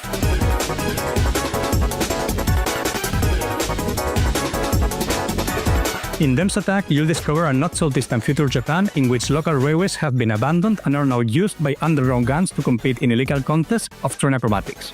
You'll have to rack up points by chaining tricks, explore huge levels, race against rival crews, and uncover a wild story as you travel through Japan taking the railways back. We are making a game that is not just about what you do, but how you do it. It's expressive, stylish, and totally up to you.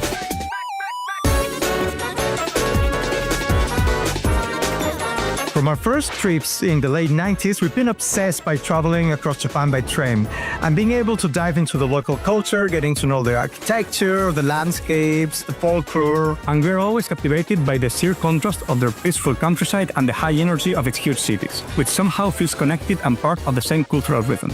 It's a never-ending source of inspiration that has been fueling our creative energy throughout all the years and has now materialized in Densha Tag.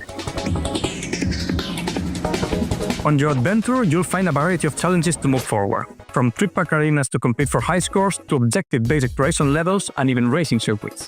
The world is packed with a bunch of unique characters from different gangs and personalities that you will have to face on your journey through Japan. And with every new challenge, you will grow as a Densha Tagger and further add to the chaos. We've handcrafted every stage from the ground up, pulling from real-world locations to make every landscape different but recognizable. You will go really fast, but if you look closely, you'll catch references to every corner of Japanese culture. You'll be fighting wild boss battles against gang leaders, which will test everything that you've learned. These are always full of surprises. You'll never know what secret technique your rival hides, so you'll have to get creative to overcome them with your train. They're a mix of spectacle, personality, and challenge that one could expect for an anime-style showdown made game. Densha Tag is a love letter to anime, skate games, and Japan's iconic train system. If you like Jet Set Radio, Tony Hawk, or Densha to Go, you can't miss this train. Pun intended. Wishlist now. We can't wait to show you more.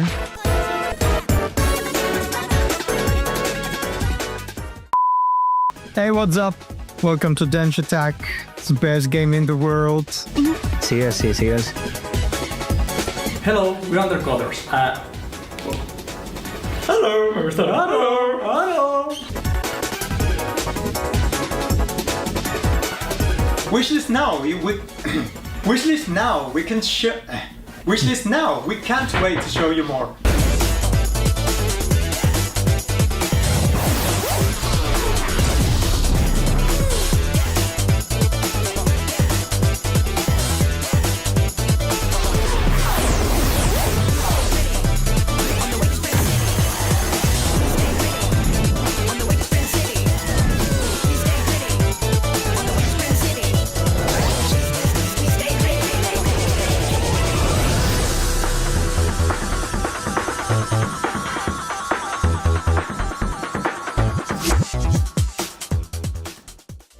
Talked to McLaren and Shayna, and they were awesome and very chatty about their game, and for all good reasons. They were an early access game. It's they want to focus more on the RPG side of things, but technically speaking, looter, brawler, side scroller, like you said, meant to be like Castle Crashers. Yeah, that is definitely the most common comparison they get, but along those lines of couch co-op, you want to play with a buddy or play with whoever's next to you, and they are actually an early access game now going to full release. So this is their big update to justify the full release, but it was already definitely justified.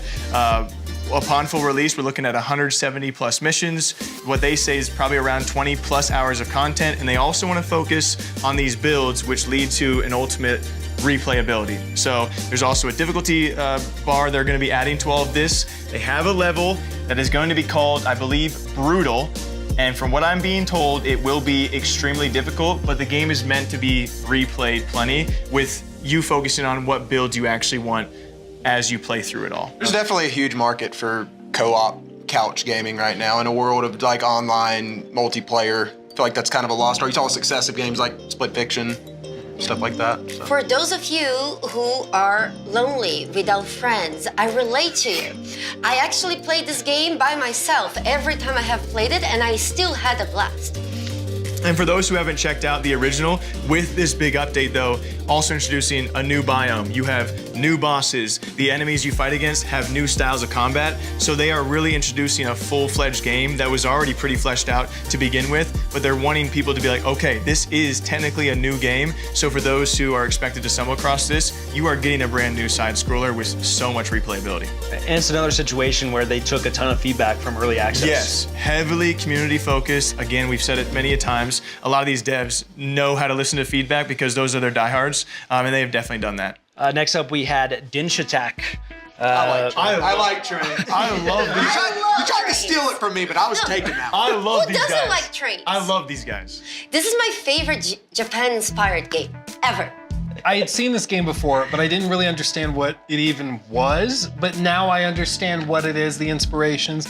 Like, it makes sense. As weird as it is to say that an acrobatic train game makes sense to me, it makes sense now. Yeah, because we were talking, what, like Temple... That is a game for the new generation. Like, yes. Temple Runner X, like TikTok. Yeah, you see it's under a Joe Rogan clip on TikTok, like to keep people's attention. But in the best of way, because also I love doing this kind of format because you see a different side of those devs. Like, they went out of their way to send us that stuff, and we get to see a different side of them, and to see and connect to the faces behind it and see their enthusiasm.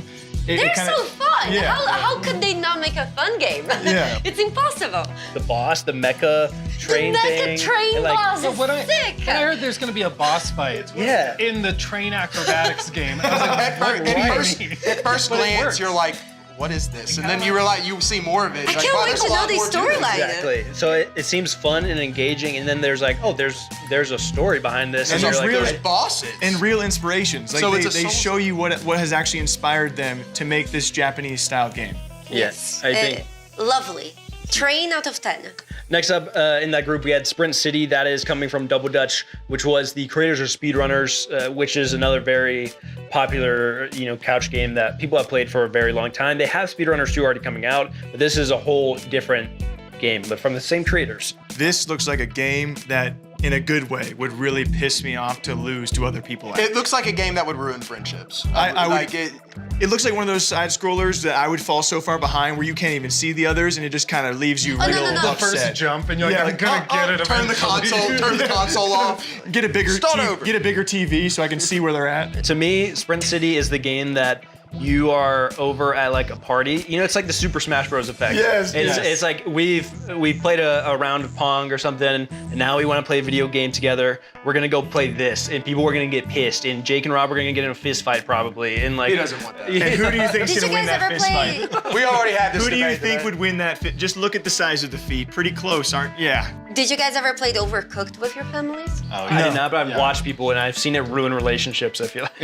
It can. It's the ultimate test of communication. In this case, my understanding is the game is much more competitive, where you're playing against your friends, you're not really working together. But these types of games, I just. It's momentum based. It's Sprint City, literally, in like speedrunners. And so I feel like it's one of those games that's also probably very satisfying to be good at. Yeah. And to be like. Once it clicks. But you can't be too good. Once you're hitting all the Yeah, but you proper can't places. be too good or your friends won't play with you. Right. Yeah, that's the thing. Okay, now we have a set of beautiful games, in my opinion. This is going to be Eternal Life of Goldman from We Appy Studio and THQ Nordic. We have Dust Fade from Weird Beluga in Fireshine, and another Fireshine game with Pugstorm called Core Keeper.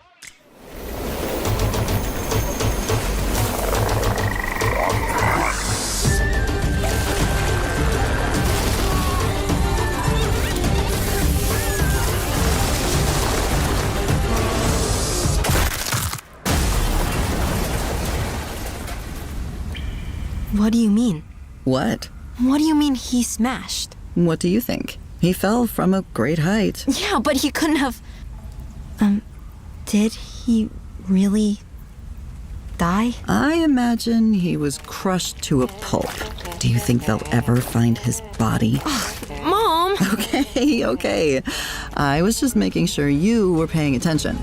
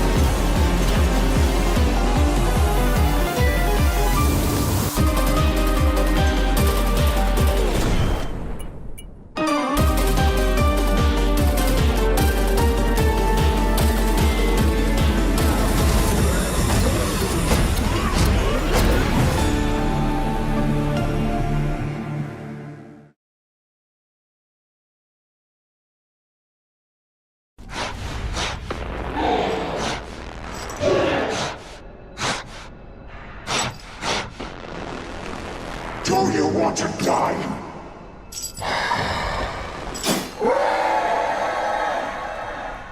Really?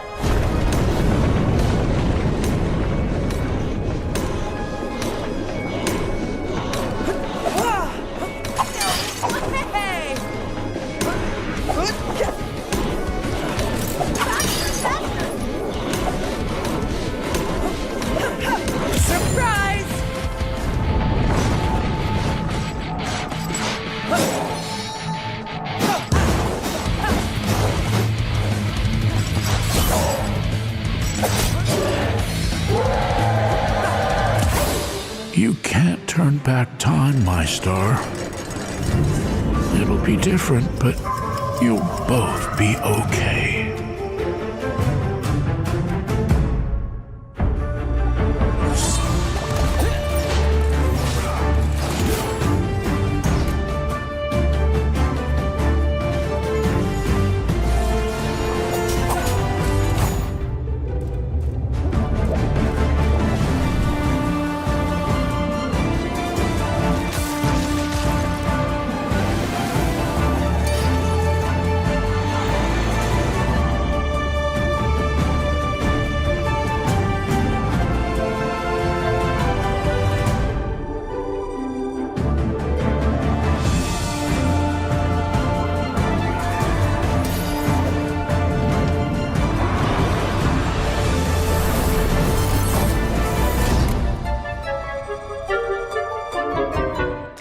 First, we had Eternal Life of Goldman that we just watched that trailer. It looks so good. Art style is crazy. I love the hand-drawn vibe. Oh, It looks like those classic. It looks so good. Classic animation. It gives me also Cuphead too. Cuphead, it's like Cuphead, Hollow Knight.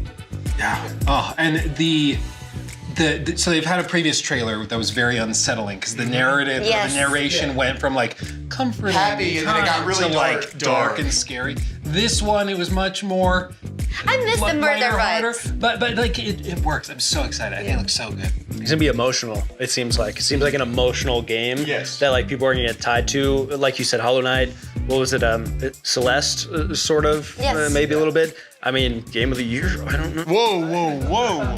As people like to say about any game. Yeah, they have a free demo launching in February actually, so people can actually try it. I love the narration, and I can't wait to see more behind it. Like we touched on, I think it's one of those games that people will play because it's like a challenging platformer, side-scrolling type game, and then you're gonna be sobbing by the end of it. Yeah, I it just get that seems vibe. very like they tell you just enough to pique your interest. They don't tell you much in the trailer, And then like, they're gonna emotionally destroy. Yeah, and it seems you. very dark, and you're like, well, why? And hopefully set you up perfect for a sequel.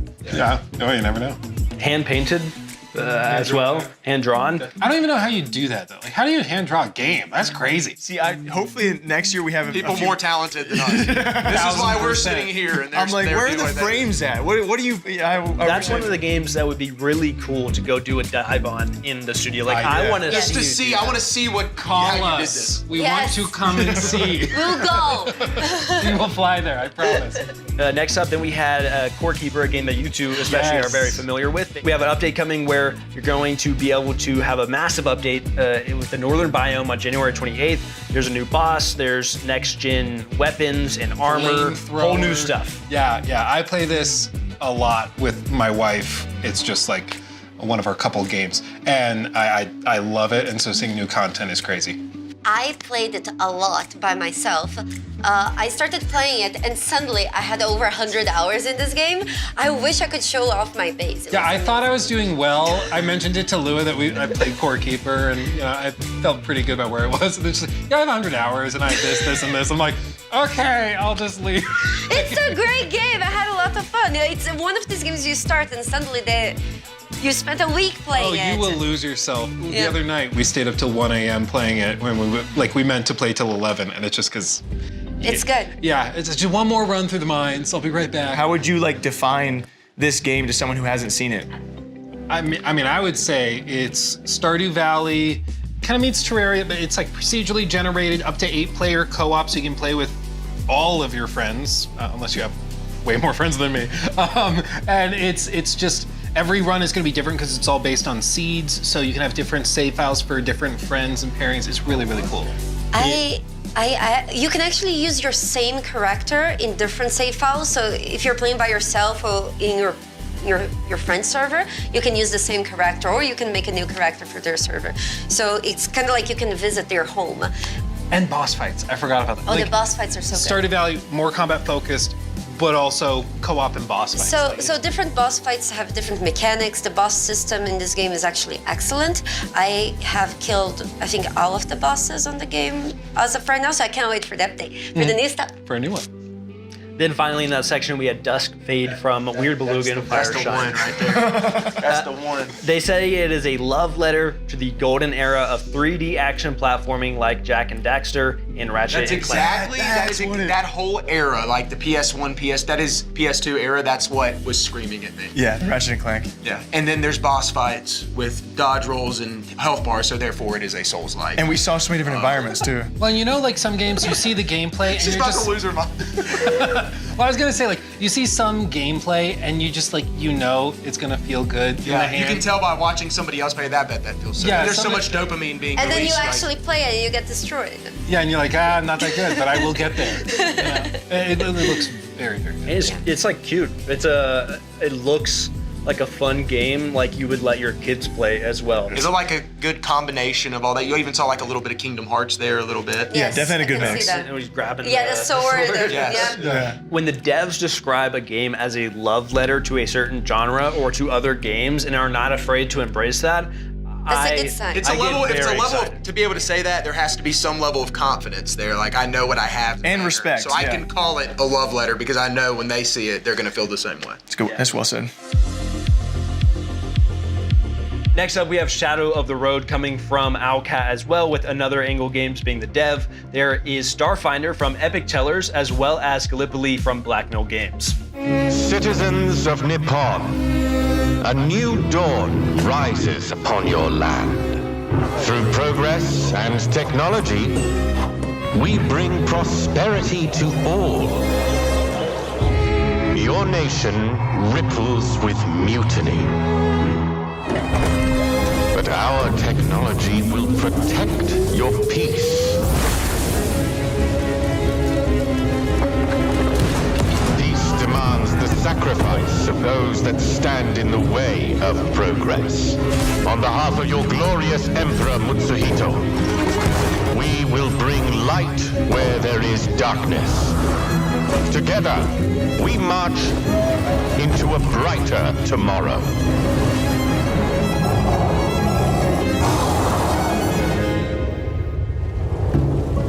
For peace, for progress, for the Empire.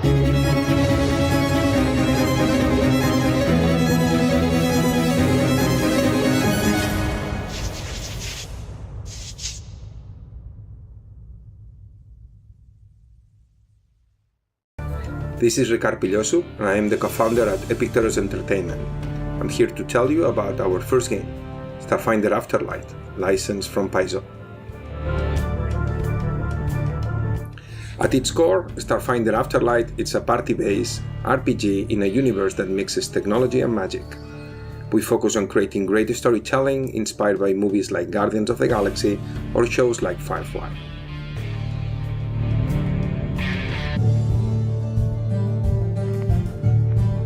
While in the game you will create your own character, in the demo you play as one of the companions, Sterling. So you give orders? Naughty.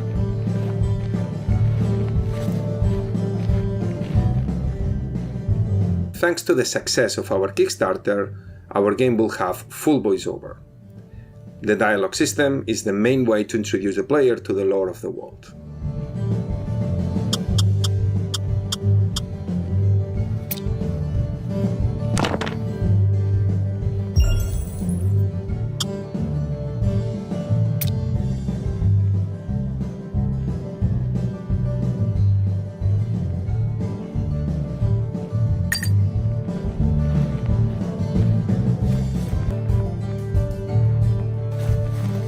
If you have the sudden weird feeling of being naked, it's Lou.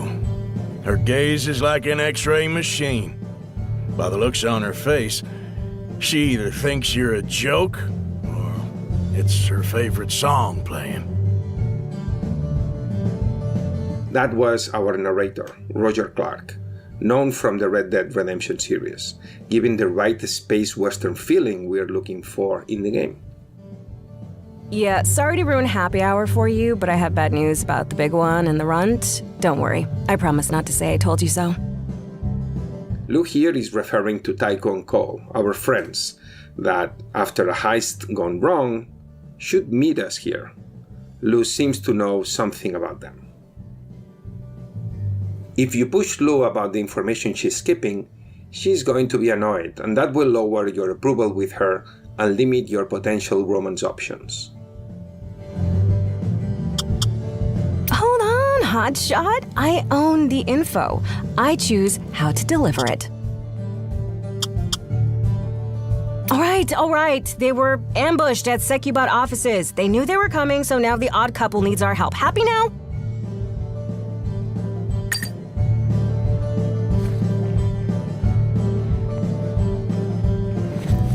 We start the combat right away. The security robots are looking for us and are waiting outside the bar.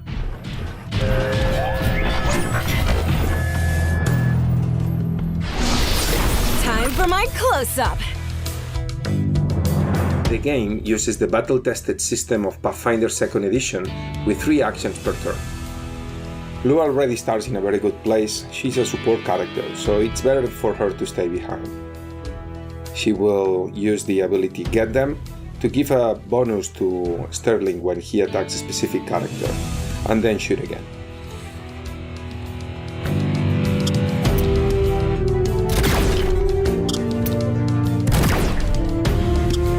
Now, for Sterling, what makes more sense is to close our distance and use our energy weapon.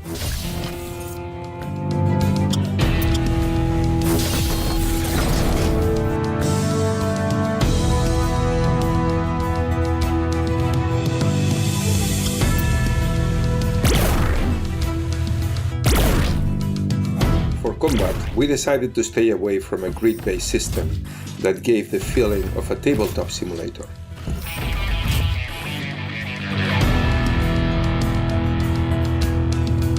Time for my close-up.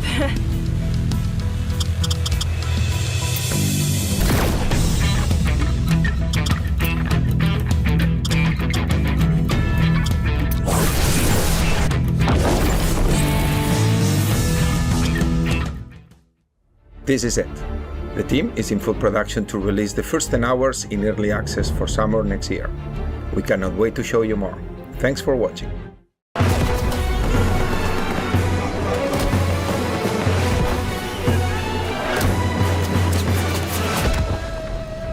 Gallipoli is a hardcore multiplayer first-person shooter set in the Middle Eastern theater of World War I. It features authentic weapons, locations and factions that you play with 50-player servers. How we approach it is we have a unique blend of arcade where we don't compromise on is picking the locations. Those are always the actual battles.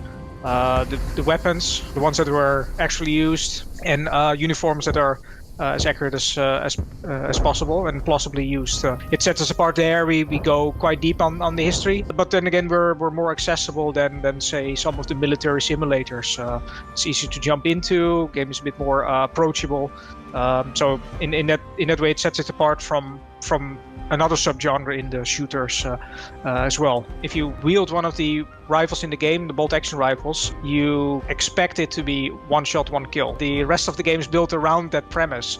So yes, rifles are one shot kill, but then again, it must not be the case that somebody goes around the corner and kills the entire team within 1 second. So especially in multiplayer, the fairness concept must be adhered to. So everything is built sort of around making sure that the game feels fair. So there's a balance between in the gunplay that needs to happen, as well as in the way we handle spawning and how quick you are back into the battle. You're very quick to be in combat here. There's other quirky weapons that are part of the arsenals, but these are accurate. They were used. We don't do experimental weapons. We try to stay as accurate as possible when we model them. The locations we picked, using some geodata, a lot of investigation on images, trying to puzzle together how it looked like when the battle took place. When you're under fire, you have a difficulty reloading your weapon, for instance, and that has custom animations to it. So it's quite elaborate. Not a lot of games, if at all, do this, but it's really dynamic based on what happens, and still fair in the way that the rules are predictable. It's not a random jamming system. It's really dependent on what the player does. One of the cooler things is that you can now build stuff together. Part of the game mode will be that you were able to construct objectives and machine guns and other things together. It's kind of like our evolution of the game mode we had in Isonzo, taken to 11, where it's really, you fight over a certain area. Once it's captured, you have to construct things together and then to consolidate your position, to secure it. Guys, first we looked at Shadow of the Road there. Story tactical driven RPG in Japan, but also some like supernatural stuff going on. Okay, so I actually played the demo for this game and it was super fun. It felt kind of like XCOM meets like Samurai, but there were like very unique twists. The final fight in the demo is actually really sick. I hope you enjoy it. There was like cool mechanics and I don't know, give the demo a go and fun stuff. If you like the kind of like XCOM, tactical, maybe even a little bit of like the Baldur's Gate type, definitely check it out. There's a late 2026 release for this game. I would say, to me, someone who doesn't play these types of games, I just think the storyline, or not the storyline, like the environment is cool. It's Japan with supernatural elements. Like you saw that big robot walking around. Sci-fi samurai. I feel like that's like a trend now, is like taking certain settings and combining it with sci-fi. That's really cool. I'm not sure I would say it's sci-fi, but I would say like mythology. It's just some really sick stuff. There is a lot of exploration, and the exploration is actually quite cool. You can like change things in the world. Then we had Starfinder coming from Epic Tellers. That's going to be in early access in 2026 as of right now, and the demo is actually going to be available soon during Steam Next Fest. So when this airs, that will be a month away. So I actually got to talk with the devs. They were very happy that the Kickstarter was doing so well. They also got a very good team in the voice acting team, and the game seems super exciting. I can't wait to hear more about it. I mean, being built off of Pathfinder, I think you said 2nd edition? Yes. You know there's going to be a lot of depth and complexity when it comes to combat too. So, I mean, I can see why people are excited. I can just certainly see. But to me, what I can already appreciate looking at it is, okay, you guys obviously paid a lot of attention to your art style, being kind of like the Persona vibes of the pop-ups. I think is really cool. And as we know, the voice acting as well. I think they have a couple of notable names. Sombra from Overwatch. Yeah, so they put a lot of detail into those, which I can appreciate, even as someone who doesn't. And funnily enough, this character that I mentioned, that's this larvae with this grub-like character with a grub, is actually voiced by the same VA as Asterion. So, oh goodness. Preach is also voice acted by Neil Bone, and he's also the director of the voice acting in this game. That's crazy. Then we had World War I Gallipoli as our final one. Jake got to do another interview here with someone who, I mean, I remember you saying during the interview, it felt like a high school lesson for you listening. Yeah, it was awesome to talk to Josh, and he gave me a real quick pronunciation lesson, because luckily I got his name right, and I didn't get the name of the game right, because being from Iowa, I said Gallipoli, and it is pronounced Gallipoli. Long story short, Gallipoli is covering the Ottoman front, the Eastern front throughout all of this, and what you'll find with Black Mill Games is they always have realistic weaponry for the side they're covering and for the time being World War I, and they don't miss that here. Well, the uniforms, there's so much attention to detail, and they even have some unique gameplay systems, like the suppression system, where coolest thing. So cool. It's basically like when the fire's coming in, like you'll start to struggle reloading and stuff. I don't think I've ever seen, like, I'm sure, I don't know if it's been done or not, but I can't recall another game that's done that. But it's so clever, because of course you'd struggle reloading when bullets are whizzing by. What that does for your level of immersion is, And just to remind you guys, this game, I think they do have a PvP focus, but they're also working on a single player campaign. Yeah, they want to do it justice of telling stories of actual battles that did take place, and they're going to continue this string. Like, they're going to continue. I even asked him, like, what do you progress forward on as a studio? Like, he's like, well, we got a lot to do still for World War I. It was a big war, and it lasted a long time, and so they're not even done here. And luckily, they have found themselves a diehard audience that wants to see this story told, battle to battle, all encompassing the same war. Well, and it's such a fascinating way to be able to preserve that piece of history. Yeah. Exactly. Like in an interactive way where people can kind of go boots on the ground and see what it was like in of course, a gamified version, but I think it helps educate a whole new generation on something that would otherwise kind of be forgotten. Okay, now our final section we have here, a very exciting, a very cool one, if I had to say and use a word I haven't used so far. For the first time, a very cool section here. First up, we have Where Winds Meet, a game that obviously is already out. I love it! But we are getting a brand new boss coming to the Western version of the game in Dino Blade, coming from Team Spino. Incredible looking game. And we also have exclusive interview content with Crimson Desert.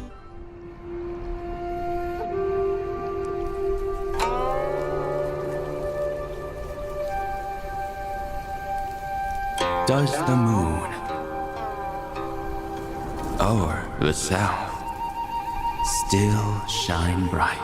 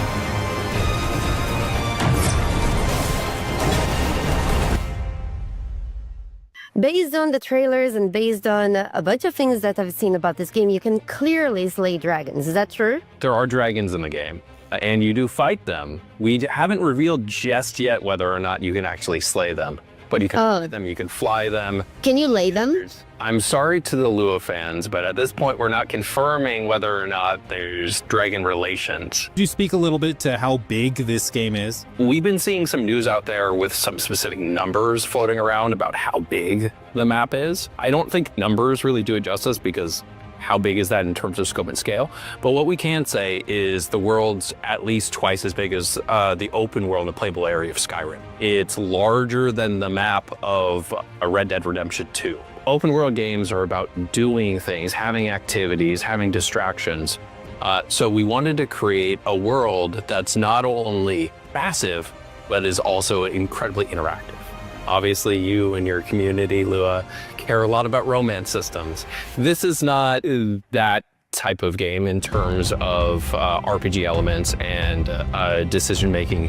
What it is, though, is you choose the type of character that you want to play as in terms of your progression within the systems in the game. And then through basically headcanon, you're having this very different experience than other players because of the scope and scale of the game. You'll be distracted by something, you'll go on this quest line, you'll have an experience that'll be radically different than someone else, even though they're playing the same game. The guiding principle for the game is around empowering the player and not forcing them into specific choices.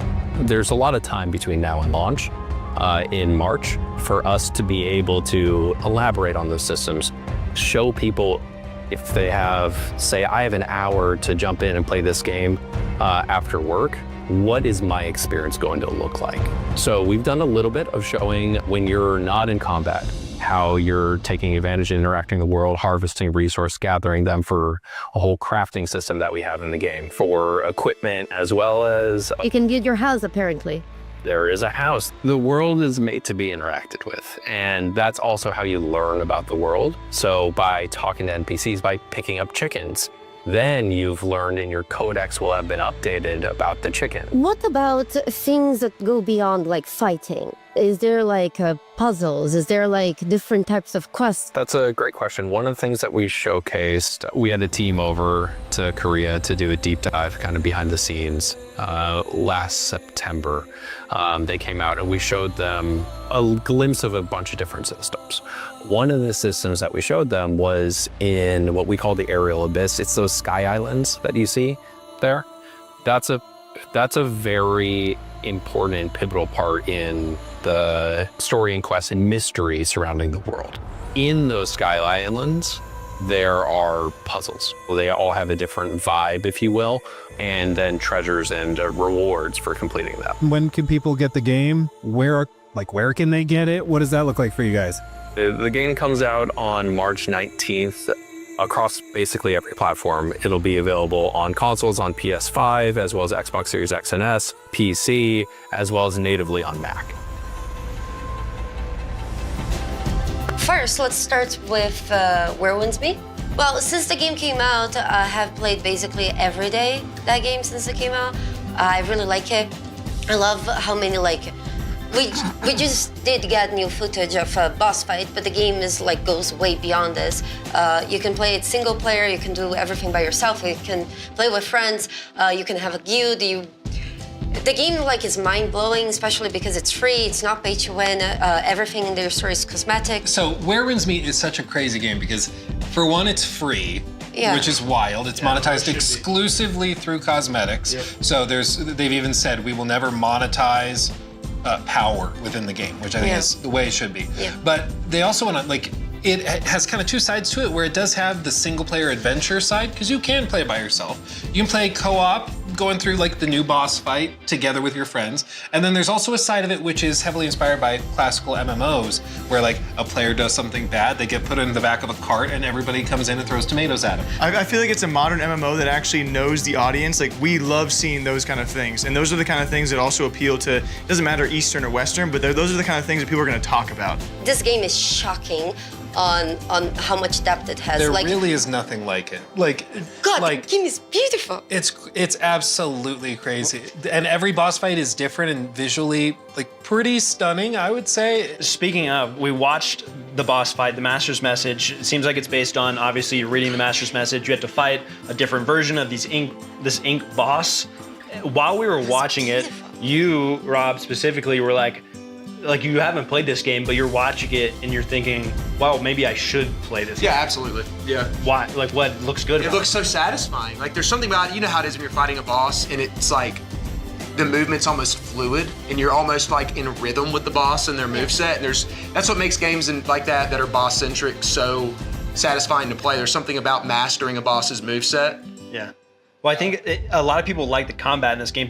All that stuff you said, very true. And very expansive. And then the flip side is the combat is also really good. Yeah, it looks very good. I think that's what Luke was talking about. It's just the fact that it's free to play. Even myself, before it was released, I was so skeptical of it. It's there's no way that there's a catch. There's got to, because naturally with the nature of our industry, there's been so much free to play stuff that comes out and you're not what I expected. But this seems to be a really, really quality game. Then we also saw Dino Blade here, which an action game. That's why I'm here. Some information, an action game centered, obviously fighting as a dinosaur with a sword. The demo is available on Steam right now for PC. It's about an hour-long demo, so you can play it if you want, have some fun. We got to see a new dinosaur in that trailer that has never been seen before, and it's planned for release still in 2026, so sometime next year. No specific date right now. I'm kicking it to Rob first. Dinosaurs with sword, it's a dinosaur. It's a dinosaur. Soul. Dude, just watching the trailer, I could feel my testosterone rising. My bench press max went up 20 pounds. Just the music and everything. Dude, the Linkin Park montages are gonna be great.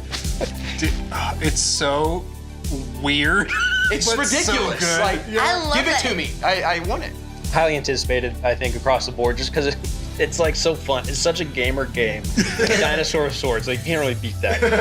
Yeah, I love it. Then to end things off, we have Crimson Desert, a game another crazy good everyone game. familiar with, I would say. It's been marketed for a very long time. People know it's coming. It's coming from Pearl Abyss.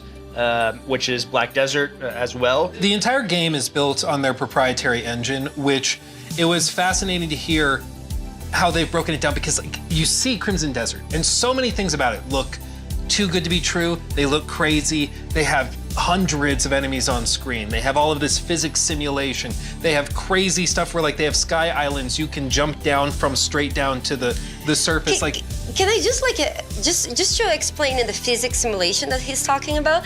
So, for example, if you have like a siege weapon and you throw a boat at a house, you can actually see the destruction starting from where the boat hit and everything else falling through it. Well, and people see that, and from our frame of like, you know, standard open worlds in Unreal Engine 5 or something, not that that's a bad engine or anything, but like, we see that and we assume, okay, it's gonna run terribly. Okay, it's gonna have frame drops or it's gonna stutter. Okay, this or that. But this is an engine that they have built from the ground up with this game basically in mind. And it's just absolutely crazy because we've had the chance to play it, and that just is what the game is. It's ridiculous and crazy. And what's even crazier is that Will even shared with us some very special information that we are breaking here for the first time. The size of the game is 2 times Skyrim. Yes. We didn't even rehearse that. That just happened. It's twice the size of Skyrim. It's actually bigger than the entire map of Red Dead Redemption 2. Which is crazy. Which I love that Will follows up by saying size doesn't matter, but in our game, it kind of does. But like, we're bigger. It's crazy. Well, I saw from the first gameplay clip that you could ride a dragon and a bear. Like, quite honestly, I don't know how my body's gonna keep up with this level of testosterone. Between that It is not the first game. It is not If there was a dinosaur to ride, we'd be in trouble. Next year for the next show, and you're just gonna be walking around. Guys, it's not the first game that you can ride a bear. Huh? Huh? What'd you say? Not the first game you can ride a bear. It might be true, but different kind of ride. Baldur's Gate 3 ride. But also when you drop a line like that, you mentioned confidence. Like, you don't drop a line like that without knowing that you are confident in your game. They are you putting that for a themselves reason. in the same bucket as Skyrim and Red Dead 2, and I think that tells you all you need to know about their confidence level of where they're at. Coming March 19th. Coming March 19th. Let's go. Thank you, those of you who stayed with us from beginning to end. We really appreciate you. This has been a blast to work with on the background. Those guys have been amazing. I think there's a thank you in a few different directions we would all probably feel. One, obviously for like myself, thank the team, production team as well. I think this is awesome. Very cool that you guys were all down to try to do this. It's like a new thing.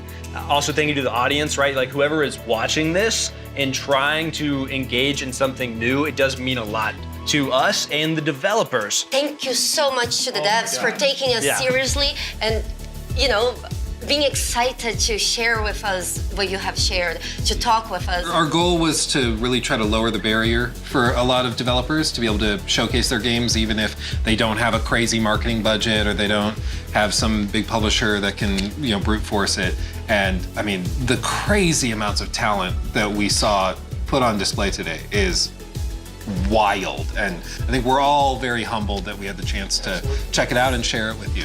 Thank you for having us. It's also something that we can look forward to a little bit, where we did this in a pretty small time frame, I would say. Yeah, you guys have no idea. Yeah, we started talking like 3 or 4 months ago. And a lot of people that we spoke to, publishers and devs, again, thank you again, because they worked very hard to get this stuff to us and out and participate in it. And a lot of people we talked to that didn't participate because they had other plans. It's like, well, we didn't know about this.